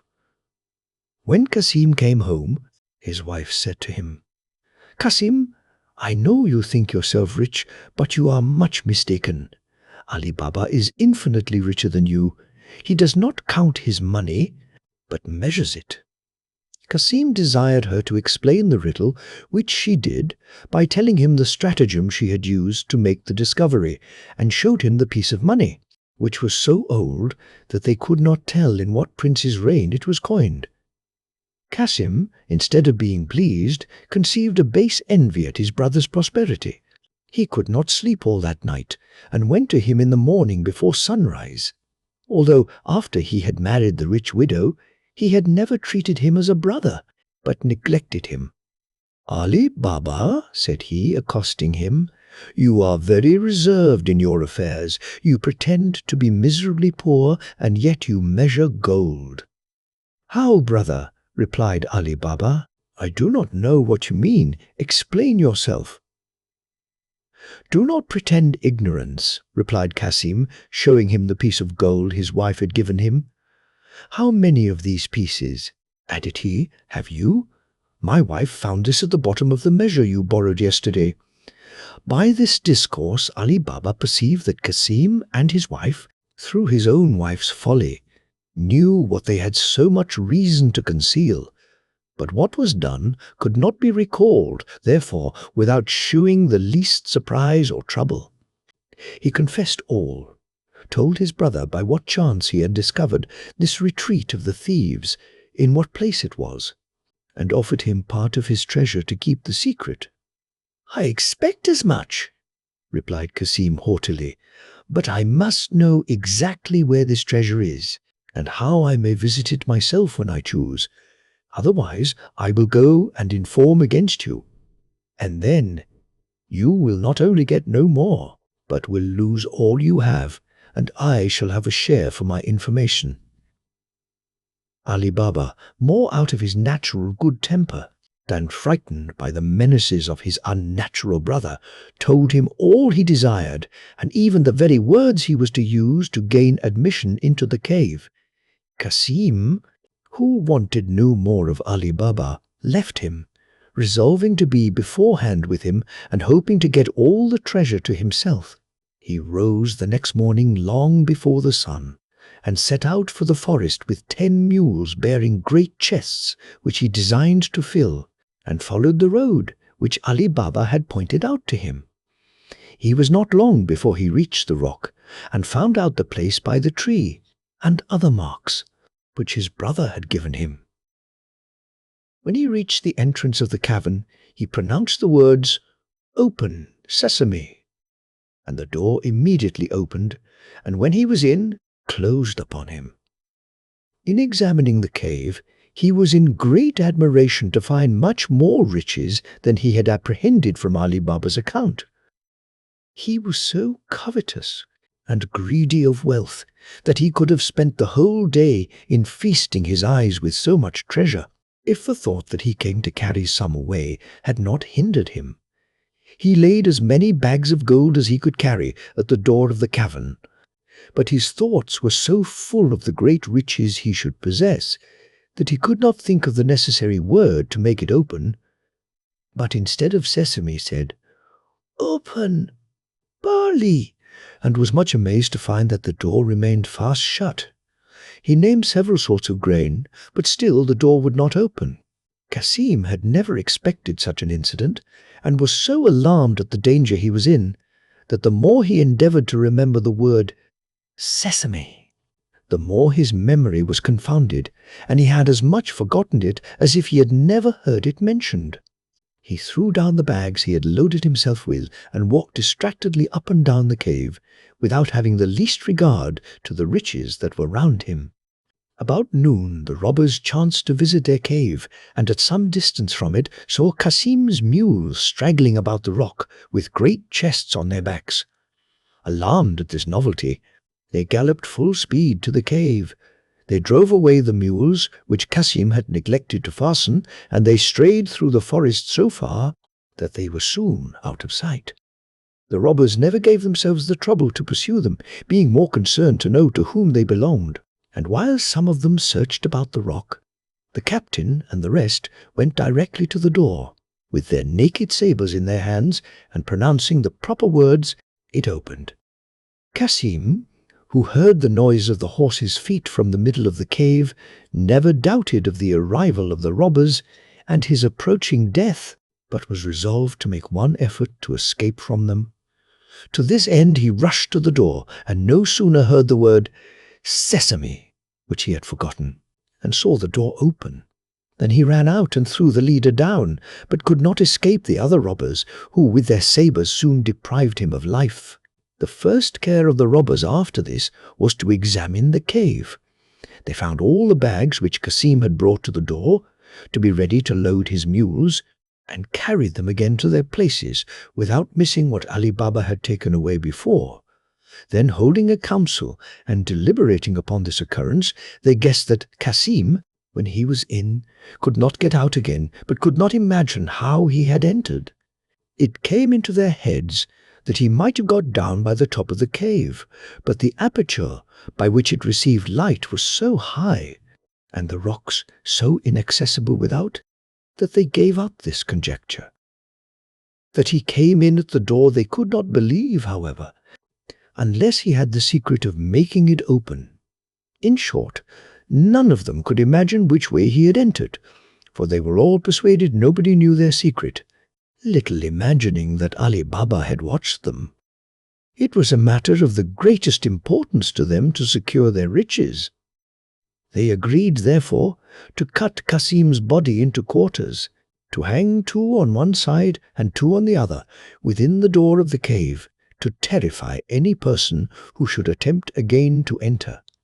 They had no sooner taken this resolution than they put it in execution, and when they had nothing more to detain them, left the place of their hoards well closed. They then mounted their horses, went to beat the roads again, and to attack the caravans they might meet. Cassim was so alarmed at the danger he was in, that the more he endeavoured to remember the word "sesame," the more his memory was confounded. In the meantime, Cassim's wife was very uneasy when night came, and her husband was not returned. She ran to Ali Baba in alarm and said, "I believe, brother-in-law, that you know Cassim, your brother, is gone to the forest, and upon what account it is now night, and he is not returned. I am afraid some misfortune has happened to him." Ali Baba, who had expected that his brother, after what he had said, would go to the forest, had declined going himself that day, for fear of giving him any umbrage, therefore told her, without any reflection upon her husband's unhandsome behaviour, that she need not frighten herself, for that certainly Cassim would not think it proper to come into the town till the night should be pretty far advanced. Cassim's wife, considering how much it concerned her husband to keep the business secret, was the more easily persuaded to believe her brother-in-law. She went home again, and waited patiently till midnight. She repented of her foolish curiosity, and cursed her desire of penetrating into the affairs of her brother and sister-in-law. She spent all the night in weeping, and as soon as it was day, went to them, telling them, by her tears, the cause of her coming. Ali Baba did not wait for his sister-in-law to desire him to go and see what was become of Cassim, but departed immediately with his 3 asses, begging of her first to moderate her affliction. He went to the forest, and when he came near the rock, having seen neither his brother nor the mules in his way, was seriously alarmed at finding some blood spilt near the door, which he took for an ill omen. But when he had pronounced the word, and the door had opened, he was struck with horror at the dismal sight of his brother's body.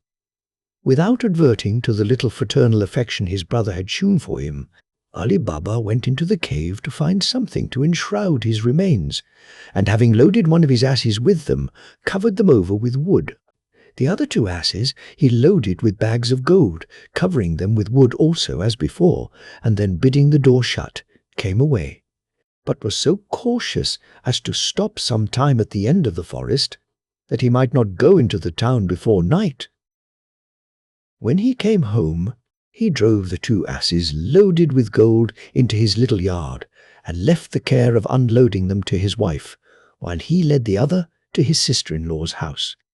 Ali Baba knocked at the door, which was opened by Morgiana, an intelligent slave, fruitful in inventions to ensure success in the most difficult undertakings, and Ali Baba knew her to be such. When he came into the court, he unloaded the ass, and taking Morgiana aside, said to her, "The first thing I ask of you is an inviolable secrecy, both for your mistress's sake and mine. Your master's body is contained in these 2 bundles, and our business is to bury him as if he had died a natural death. Go, tell your mistress I want to speak with her, and mind what I have said to you." Morgiana went to her mistress, and Ali Baba followed her.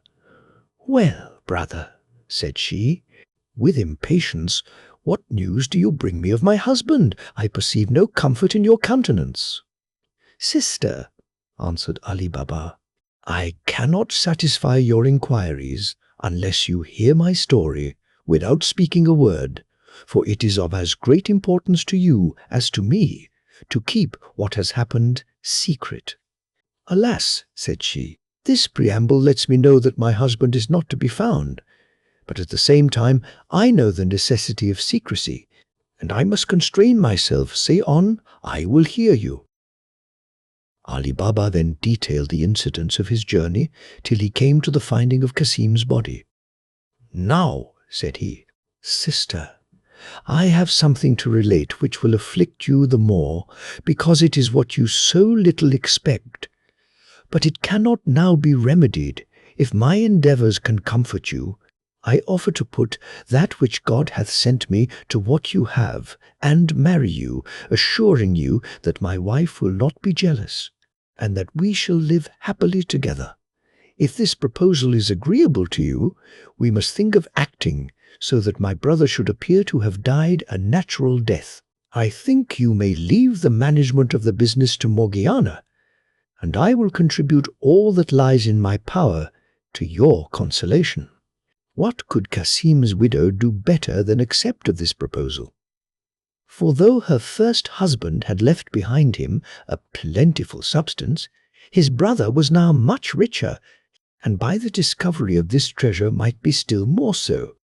Instead, therefore, of rejecting the offer, she regarded it as the sure means of comfort, and drying up her tears, which had begun to flow abundantly, and suppressing the outcries usual with women who have lost their husbands, showed Ali Baba that she approved of his proposal. Ali Baba left the widow, recommended to Morgiana to act her part well, and then returned home with his ass. Morgiana went out at the same time to an apothecary, and asked for a sort of lozenges which he prepared, and were very efficacious in the most dangerous disorders. The apothecary inquired who was ill at her master's. She replied with a sigh, her good master Kasim himself, that they knew not what his disorder was, but that he could neither eat nor speak. After these words, Morgiana carried the lozenges home with her, and the next morning went to the same apothecary's again, and with tears in her eyes asked for an essence which they used to give to sick people only when at the last extremity. "Alas," said she, taking it from the apothecary, "I am afraid that this remedy will have no better effect than the lozenges, and that I shall lose my good master." On the other hand, as Ali Baba and his wife were often seen to go between Kasim's and their own house all that day, and to seem melancholy, nobody was surprised in the evening to hear the lamentable shrieks and cries of Kasim's wife and Morgiana, who gave out everywhere that her master was dead.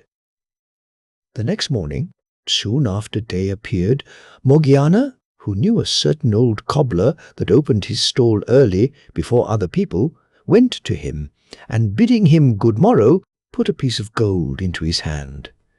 "Well," said Baba Mustafa, which was his name, and who was a merry old fellow, looking at the gold. "This is good, Hansel. What must I do for it? I am ready." "Baba Mustafa," said Morgiana, "you must take with you your sewing tackle and go with me. But I must tell you, I shall blindfold you when you come to such a place." Baba Mustafa seemed to hesitate a little at these words. Oh, replied he. "You would have me do something against my conscience or against my honor." "God forbid," said Morgiana, putting another piece of gold into his hand, "that I should ask anything that is contrary to your honor. Only come along with me, and fear nothing." Baba Mustafa went with Morgiana, who, after she had bound his eyes with a handkerchief, conveyed him to her deceased master's house, and never unloosed his eyes till he had entered the room where she had put the corpse together. "Baba Mustafa," said she, "you must make haste and sew these quarters together, and when you have done, I will give you another piece of gold."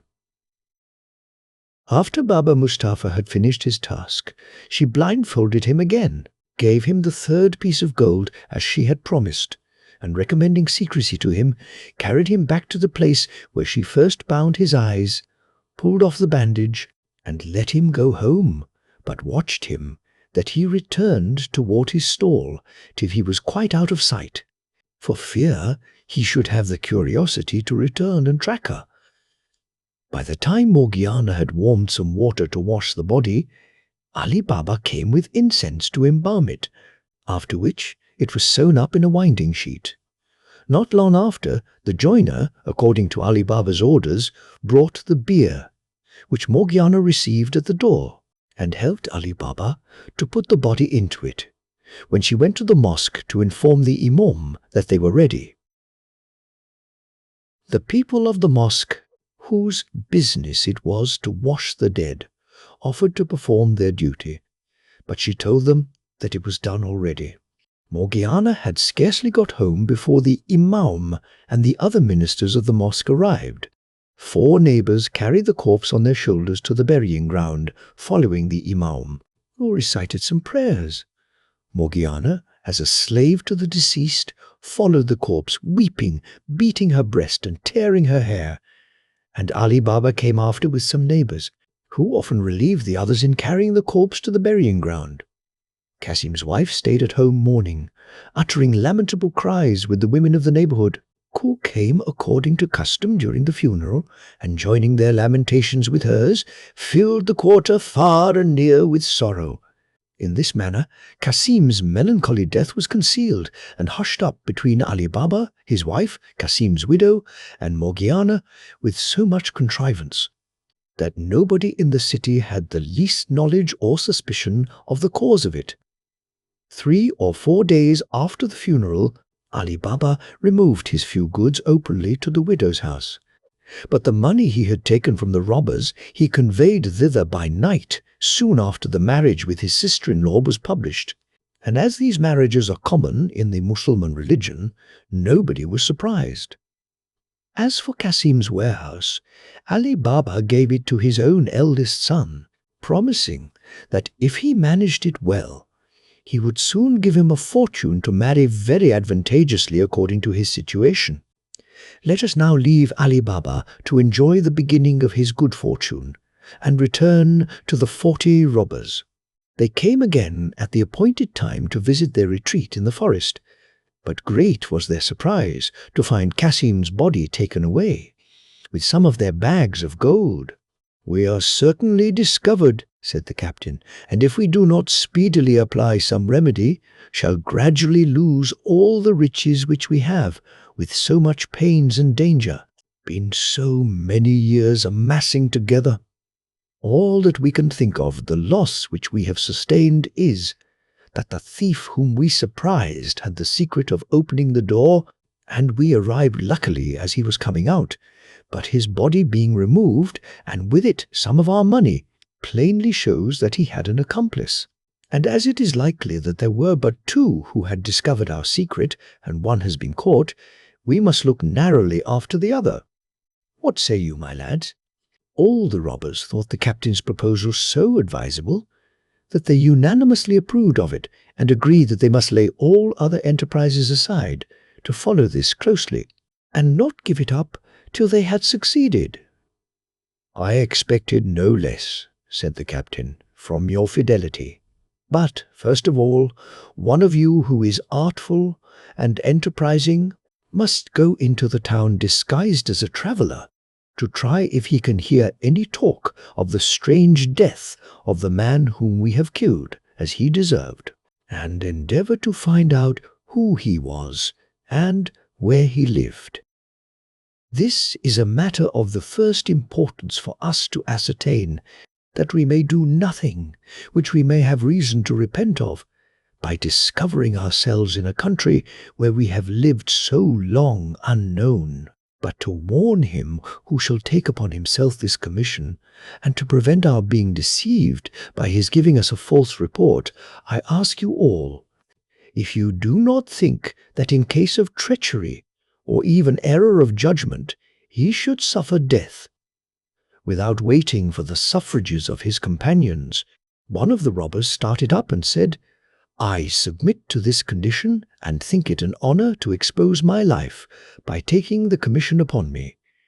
But remember, at least, if I do not succeed, that I neither wanted courage nor goodwill to serve the troop."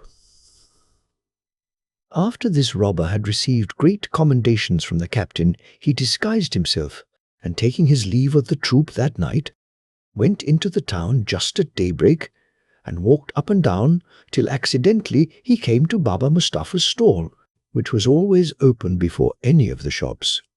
Baba Mustapha was seated with an awl in his hand, just going to work. The robber saluted him, bidding him good morrow, and perceiving that he was old, said, "Honest man, you begin to work very early. Is it possible that one of your age can see so well? I question, even if it were somewhat lighter, whether you could see to stitch." "Certainly," replied Baba Mustapha, "you must be a stranger, and do not know me, for old as I am, I have extraordinarily good eyes. And you will not doubt it when I tell you that I sewed a dead body together in a place where I had not so much light as I have now." The robber was overjoyed to think that he had addressed himself, at his first coming into the town, to a man who in all probability could give him the intelligence he wanted. "A dead body?" replied he with affected amazement. "What could you sew up a dead body for? You mean you sewed up his winding sheet." "No, no," answered Baba Mustapha. "I perceive your meaning. You want to have me speak out, but you shall know no more." The robber wanted no farther assurance to be persuaded that he had discovered what he sought. He pulled out a piece of gold, and putting it into Baba Mustapha's hand, said to him, "I do not want to learn your secret, though I can assure you I would not divulge it if you trusted me with it. The only thing which I desire of you is to do me the favour to shew me the house where you stitched up the dead body." "If I were disposed to do you that favour," replied Baba Mustapha, holding the money in his hand, ready to return it, "I assure you I cannot. I was taken to a certain place where I was blinded. I was then led to the house, and afterward brought back again in the same manner. You see, therefore, the impossibility of my doing what you desire." "Well," replied the robber, "you may, however, remember a little of the way that you were led blindfolded. Come, let me blind your eyes at the same place. We will walk together. Perhaps you may recognize some part. And as everybody ought to be paid for his trouble, there is another piece of gold for you. Gratify me in what I ask you." So saying, he put another piece of gold into his hand. The 2 pieces of gold were great temptations to Baba Mustapha. He looked at them a long time in his hand without saying a word, thinking with himself what he should do, but at last he pulled out his purse and put them in. "I cannot assure you," said he to the robber, "that I can remember the way exactly, But since you desire, I will try what I can do." At these words, Baba Mustafa rose up, to the great joy of the robber, and without shutting his shop, where he had nothing valuable to lose, he led the robber to the place where Morgiana had bound his eyes. "It was here," said Baba Mustafa. "I was blindfolded, and I turned as you see me." The robber, who had his handkerchief ready, tied it over his eyes, walked by him till he stopped, partly leading and partly guided by him. "I think," said Baba Mustafa, "I went no farther," and he had now stopped directly at Kasim's house, where Ali Baba then lived. The thief, before he pulled off the band, marked the door with a piece of chalk, which he had ready in his hand, and then asked him if he knew whose house that was, to which Baba Mustafa replied that as he did not live in that neighborhood, he could not tell. The robber, finding he could discover no more from Baba Mustafa, thanked him for the trouble he had taken, and left him to go back to his stall, while he returned to the forest, persuaded that he should be very well received. A little after the robber and Baba Mustafa had parted, Morgiana went out of Ali Baba's house upon some errand, and upon her return, seeing the mark the robber had made, stopped to observe it. "What can be the meaning of this mark?" said she to herself. "Somebody intends my master no good, however, with whatever intention it was done. It is advisable to guard against the worst." Accordingly, she fetched a piece of chalk and marked 2 or 3 doors on each side in the same manner, without saying a word to her master or mistress. In the meantime, the thief rejoined his troop in the forest and recounted to them his success. All the robbers listened to him with the utmost satisfaction, when the captain, after commending his diligence, addressing himself to them all, said, "Comrades, we have no time to lose. Let us set off well armed, but that we may not excite any suspicion, let only 1 or 2 go into the town together, and join at our rendezvous, which shall be the great square. In the meantime, our comrade who brought us the good news, and I, will go and find out the house, that we may consult what had best be done." This plan was approved of by all, and they were soon ready. They filed off in parties of 2 each, and got into the town without being in the least suspected. The captain, and he who had visited the town in the morning as spy, came in the last.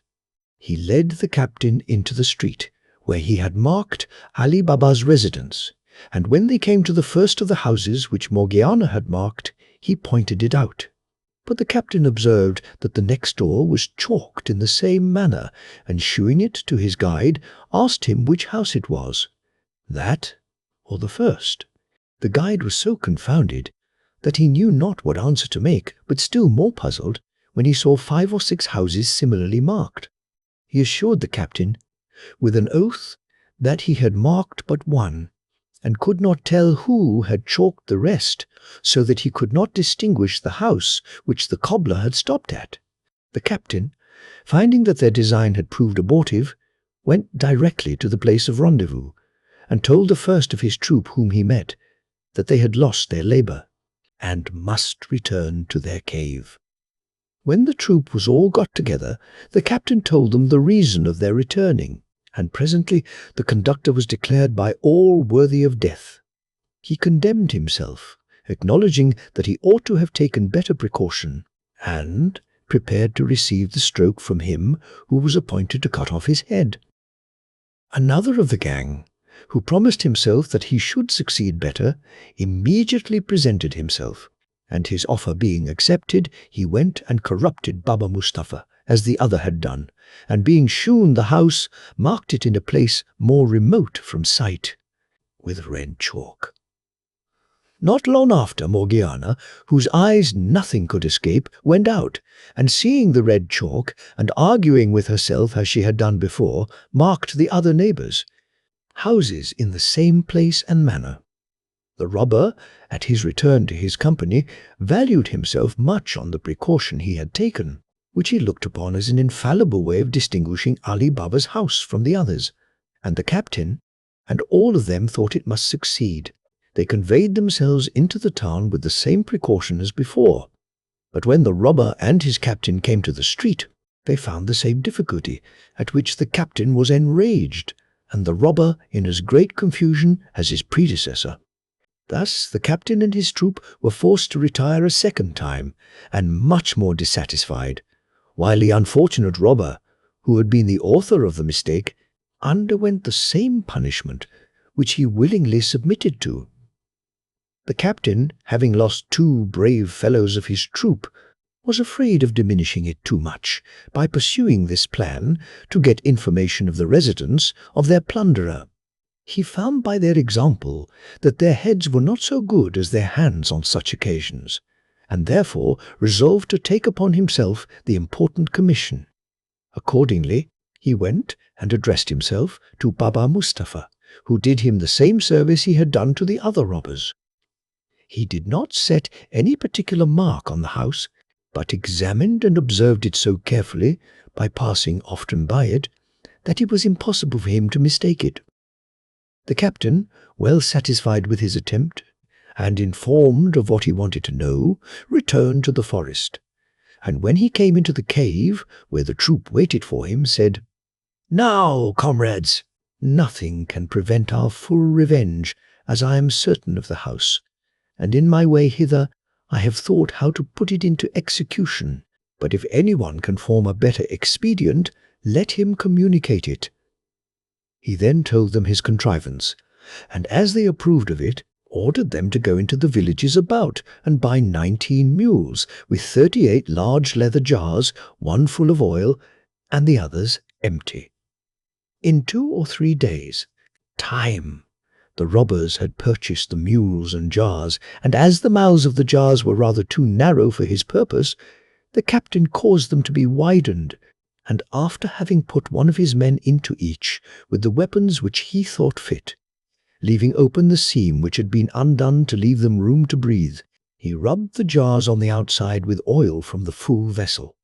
Things being thus prepared, when the 19 mules were loaded with 37 robbers in jars, and the jar of oil, the captain, as their driver, set out with them, and reached the town by the dusk of the evening, as he had intended.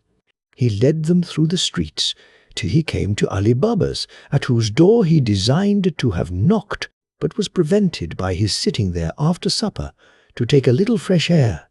He stopped his mules, addressed himself to him, and said, "I have brought some oil a great way to sell at tomorrow's market, and it is now so late that I do not know where to lodge. If I should not be troublesome to you, do me the favor to let me pass the night with you, and I shall be very much obliged by your hospitality." Though Ali Baba had seen the captain of the robbers in the forest, and had heard him speak, it was hardly possible to know him in the disguise of an oil merchant. He told him he should be welcome, and immediately opened his gates for the mules to go into the yard.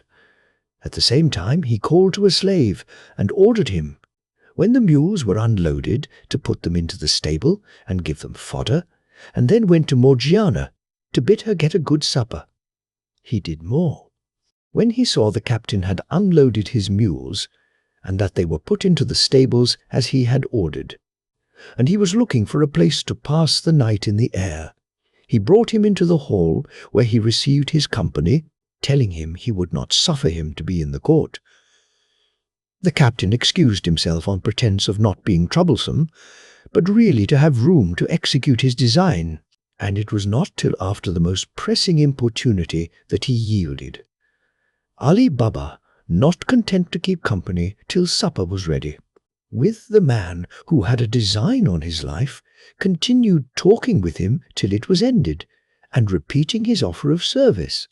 The captain rose up at the same time with his host, and while Ali Baba went to speak to Morgiana, he withdrew into the yard, under pretence of looking at his mules. Ali Baba, after charging Morgiana afresh to take care of his guest, said to her, "Tomorrow morning I design to go to the bath before day. Take care. My bathing linens be ready. Give them to Abdullah," which was the slave's name, "and make me some good broth against I return." After this he went to bed. In the meantime, the captain went from the stable to give his people orders what to do, and beginning at the first jar, and so on to the last, said to each man, "As soon as I throw some stones out of the chamber window where I lie, do not fail to cut the jar open with the knife you have about you for the purpose, and come out, and I will immediately join you." After this he returned into the house, when Morgiana, taking up a light, conducted him to his chamber, where she left him, and he, to avoid any suspicion, put the light out soon after, and laid himself down in his clothes, that he might be the more ready to rise. Morgiana, remembering Ali Baba's orders, got his bathing linens ready, and ordered Abdullah to set on the pot for the broth. But while she was preparing it, the lamp went out, and there was no more oil in the house, nor any candles. What to do she did not know, for the broth must be made. Abdullah, seeing her very uneasy, said, "Do not fret and tease yourself, but go into the yard and take some oil out of one of the jars." Morgiana thanked Abdullah for his advice, took the oil pot, and went into the yard. When, as she came nigh the first jar, the robber within said softly, "Is it time?" Though the robber spoke low, Morgiana was struck with the voice the more, because the captain, when he unloaded the mules, had taken the lids off this and all the other jars to give air to his men, who were ill enough at their ease, almost wanting room to breathe. As much surprised as Morgiana naturally was at finding a man in a jar instead of the oil she wanted, many would have made such an outcry as to have given an alarm, whereas Morgiana, comprehending immediately the importance of keeping silence and the necessity of applying a speedy remedy without noise, conceived at once the means, and collecting herself without shewing the least emotion, answered, "Not yet, but presently."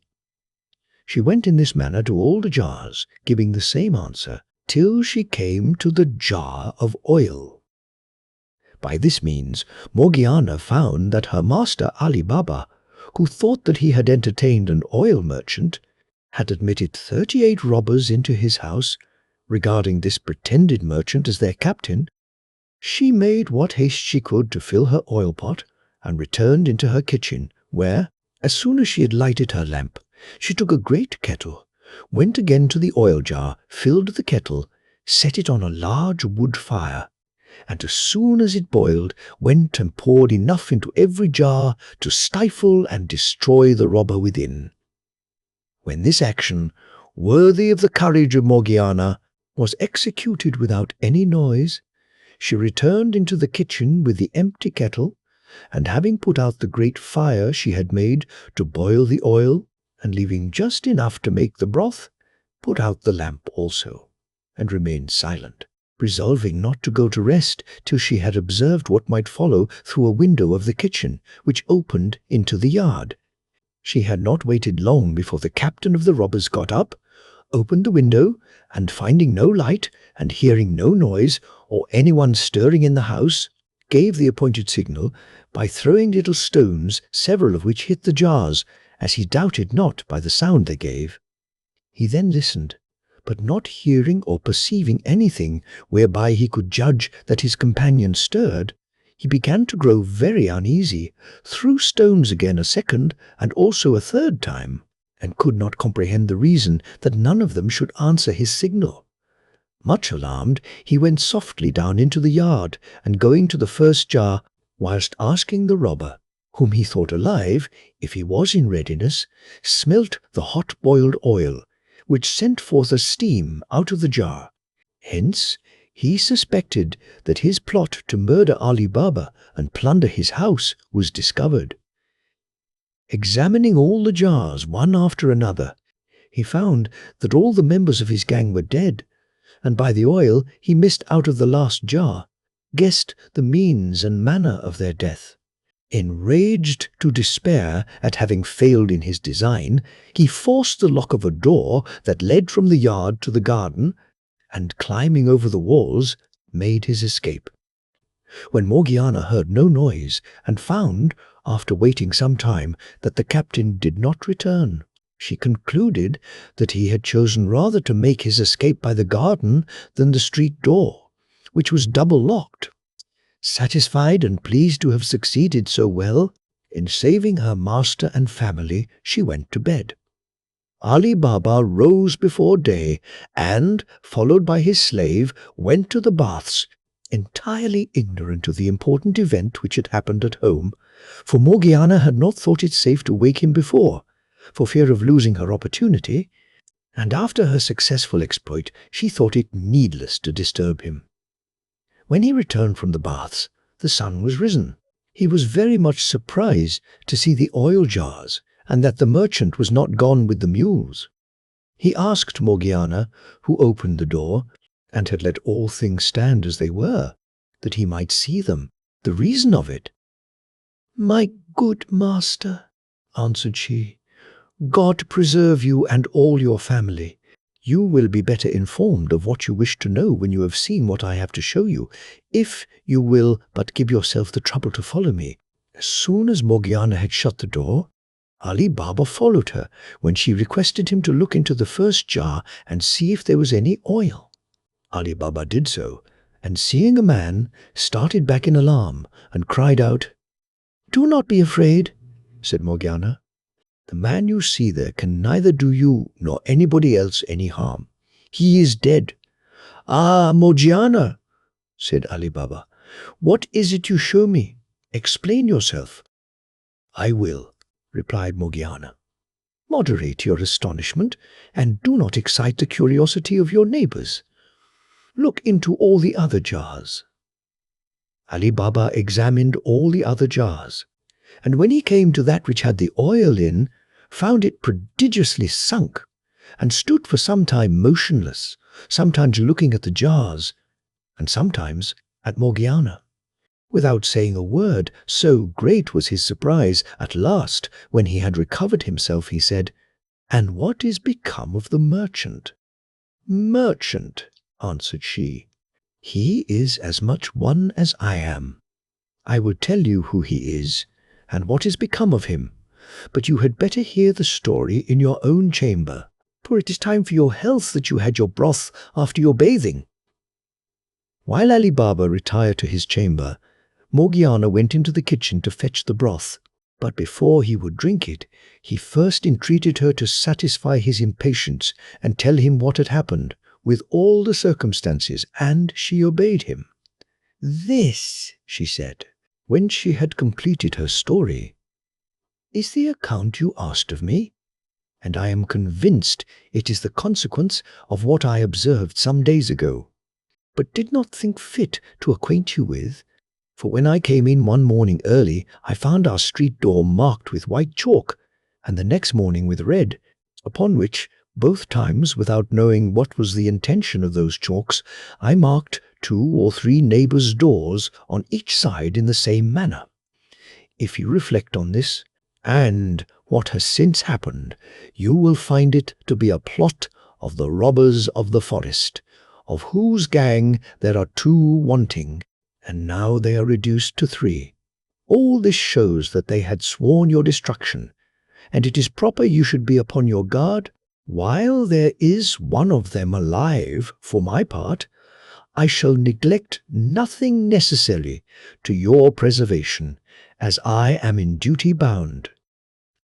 When Morgiana had left off speaking, Ali Baba was so sensible of the great service she had done him, that he said to her, "I will not die without rewarding you as you deserve. I owe my life to you, and for the first token of my acknowledgment, give you your liberty from this moment, till I can complete your recompense as I intend. I am persuaded with you that the 40 robbers have laid snares for my destruction. God, by your means, has delivered me from them as yet, and I hope will continue to preserve me from their wicked designs and deliver the world from their persecution. All that we have to do is to bury the bodies of these pests of mankind immediately, and with all the secrecy imaginable, that nobody may suspect what is become of them. But that labour Abdullah and I will undertake." Ali Baba's garden was very long and shaded at the farther end by a great number of large trees. Under these he and the slave dug a trench, long and wide enough to hold all the robbers. Afterward they lifted the bodies out of the jars, took away their weapons, carried them to the end of the garden, laid them in the trench, and levelled the ground again. When this was done, Ali Baba hid the jars and weapons, and as he had no occasion for the mules, he sent them at different times to be sold in the market by his slave. While Ali Baba took these measures to prevent the public from knowing how he came by his riches in so short a time, the captain of the 40 robbers returned to the forest with inconceivable mortification, and in his confusion at his ill success, so contrary to what he had promised himself, entered the cave, not being able, all the way from the town, to come to any resolution how to revenge himself of Ali Baba. The loneliness of the gloomy cavern became frightful to him. "Where are you, my brave lads?" cried he. "Old companions of my watchings, inroads and labour? What can I do without you? Did I collect you only to lose you by so base a fate and so unworthy of your courage? Had you died with your sabres in your hands like brave men, my regret had been less. When shall I enlist so gallant a troop again? And if I could, can I undertake it without exposing so much gold and treasure to him who hath already enriched himself out of it? I cannot, I ought not to think of it, before I have taken away his life. I will undertake that alone, which I could not accomplish with your powerful assistance. And when I have taken measures to secure this treasure from being pillaged, I will provide for it new masters and successors after me, who shall preserve and augment it to all posterity." This resolution being taken, he was not at a loss how to execute his purpose, but full of hopes, slept all that night very quietly. When he awoke early next morning, he dressed himself, agreeably to the project he had formed, went to the town, and took a lodging in a khan. As he expected what had happened at Ali Baba's might make a great noise, he asked his host what news there was in the city, upon which the innkeeper told him a great many circumstances which did not concern him in the least. He judged by this that the reason why Ali Baba kept his affairs so secret was for fear people should know where the treasure lay, and because he knew his life would be sought on account of it. This urged him the more to neglect nothing to rid himself of so cautious an enemy. The captain now assumed the character of a merchant, and conveyed gradually a great many sorts of rich stuffs and fine linen to his lodging from the cavern, but with all the necessary precautions imaginable to conceal the place whence he brought them. In order to dispose of the merchandise, when he had amassed them together, he took a warehouse, which happened to be opposite to Kasim's, which Ali Baba's son had occupied since the death of his uncle. He took the name of Khawaja Hussain, and as a newcomer was, according to custom, extremely civil and complacent to all the merchants his neighbours. Ali Baba's son was from his vicinity one of the first to converse with Khawaja Hussain, who strove to cultivate his friendship more particularly when, 2 or 3 days after he was settled, he recognized Ali Baba, who came to see his son, and stopped to talk with him as he was accustomed to do. When he was gone, the impostor learnt from his son who he was. He increased his assiduities, caressed him in the most engaging manner, made him some small presents, and often asked him to dine and sup with him. Ali Baba's son did not choose to lie under such obligation to Khawaja Hussain without making the like return, but was so much straitened for want of room in his house that he could not entertain him so well as he wished. He therefore acquainted his father Ali Baba with his intention, and told him that it did not look well for him to receive such favours from Khawaja Hussain without inviting him in return. Ali Baba, with great pleasure, took the treat upon himself. "Son," said he, tomorrow being Friday, which is a day that the shops of such great merchants as Khawaja Hussain and yourself are shut, get him to take a walk with you, and as you come back, pass by my door and call in. It will look better to have it happen accidentally than if you gave him a formal invitation. I will go and order Morgiana to provide a supper." The next day, Ali Baba's son and Khawaja Hussain met by appointment, took their walk, and as they returned, Ali Baba's son led Khawaja Hussain through the street where his father lived, and when they came to the house, stopped and knocked at the door. "This, sir," said he, "is my father's house, who, from the account I have given him of your friendship, charged me to procure him the honor of your acquaintance." Though it was the sole aim of Khawaja Hussain to introduce himself into Ali Baba's house, that he might kill him without hazarding his own life or making any noise, yet he excused himself and offered to take his leave. But a slave having opened the door, Ali Baba's son took him obligingly by the hand and in a manner forced him in. Ali Baba received Khawaja Hussain with a smiling countenance and in the most obliging manner. He thanked him for all the favours he had done his son, adding withal the obligation was the greater, as he was a young man not much acquainted with the world.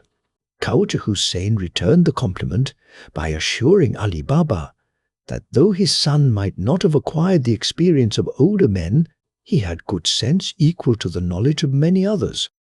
After a little more conversation on different subjects, he offered again to take his leave, when Ali Baba, stopping him, said, "Where are you going, sir, in so much haste?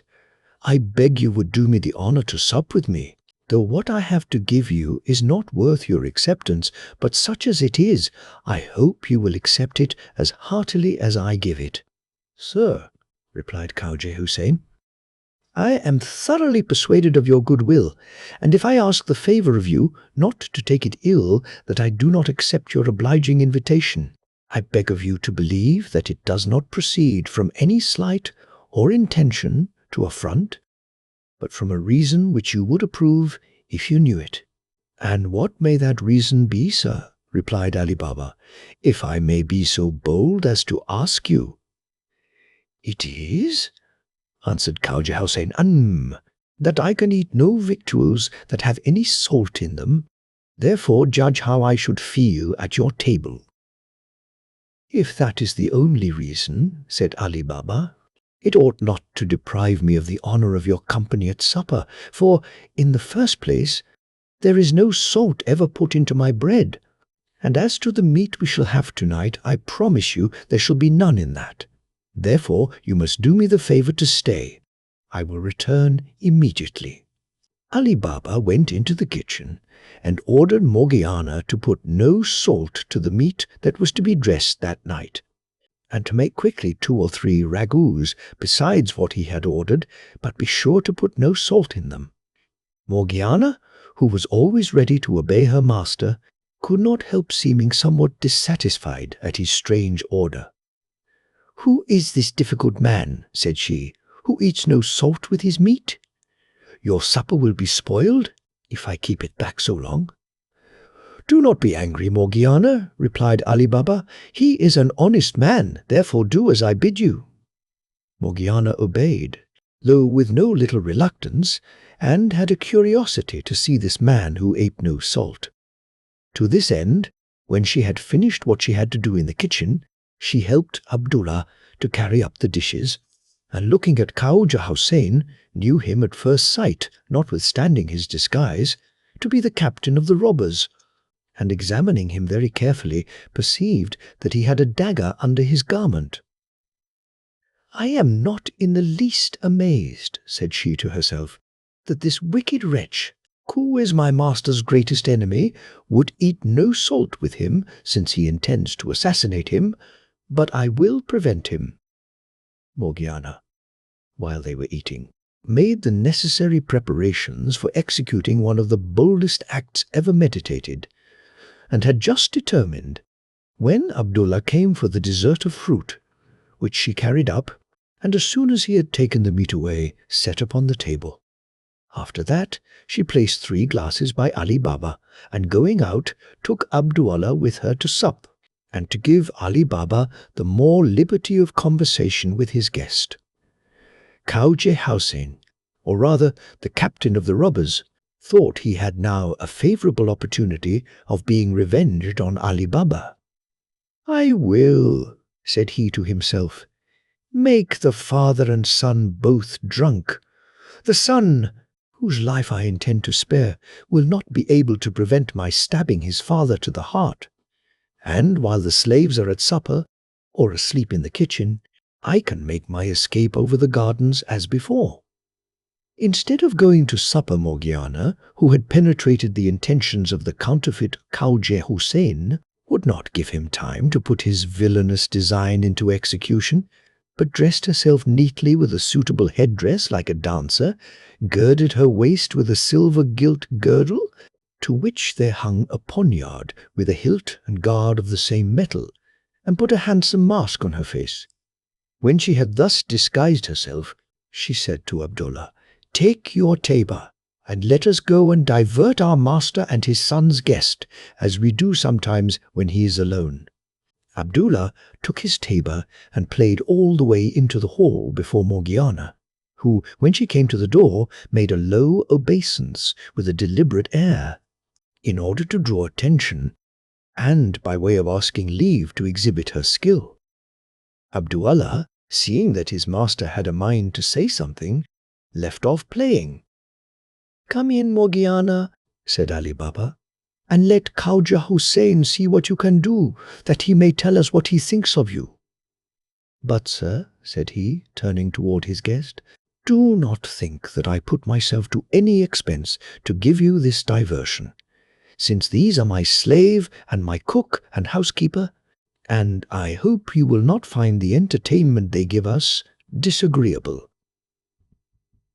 Khwaja Hussain, who did not expect this diversion after supper, began to fear he should not be able to improve the opportunity he thought he had found, but hoped, if he now missed his aim, to secure it another time, by keeping up a friendly correspondence with the father and son.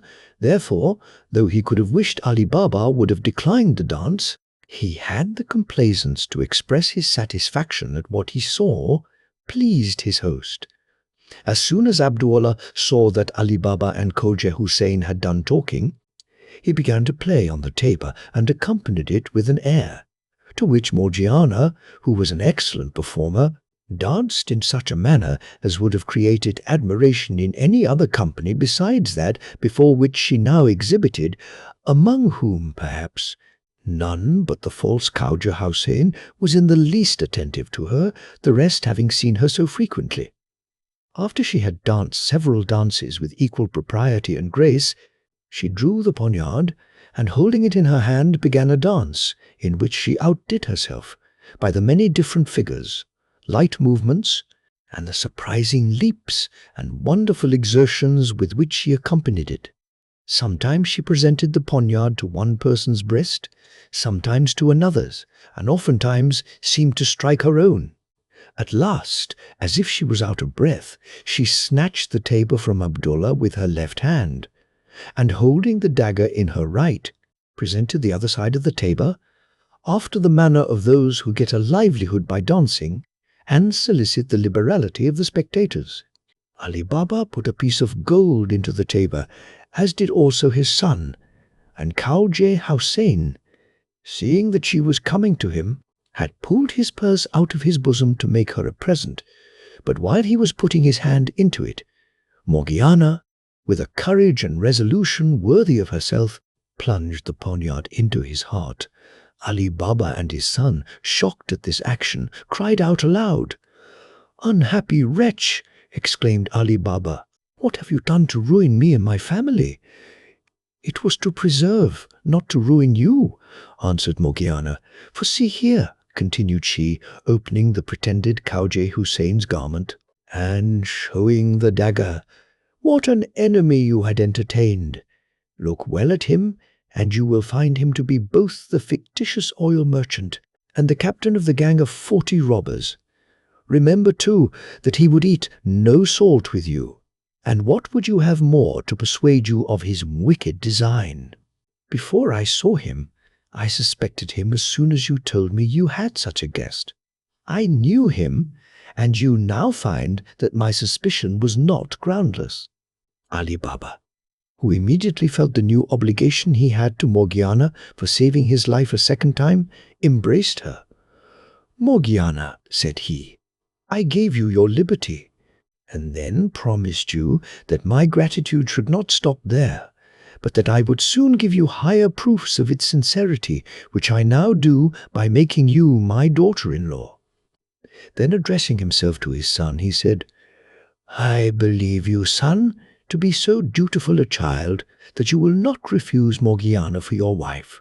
You see that Khawaja Hussain sought your friendship with a treacherous design to take away my life, and if he had succeeded, there is no doubt but he would have sacrificed you also to his revenge.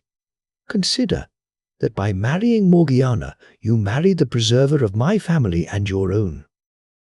The son, far from showing any dislike, readily consented to the marriage, not only because he would not disobey his father, but also because it was agreeable to his inclination.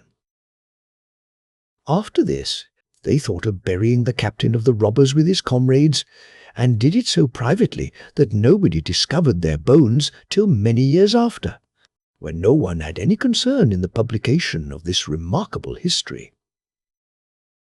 A few days afterward, Ali Baba celebrated the nuptials of his son and Morgiana with great solemnity, a sumptuous feast, and the usual dancing and spectacles, and had the satisfaction to see that his friends and neighbors, whom he invited, had no knowledge of the true motives of the marriage, but that those who were not unacquainted with Morgiana's good qualities commended his generosity and goodness of heart. Ali Baba forbore, after this marriage, from going again to the robber's cave, as he had done, for fear of being surprised, from the time he had brought away his brother Qasim's mangled remains. He had kept away after the death of the 37 robbers and their captain, supposing the other two, whom he could get no account of, might be alive. At the year's end, when he found that they had not made any attempt to disturb him, he had the curiosity to make another journey, taking the necessary precautions for his safety.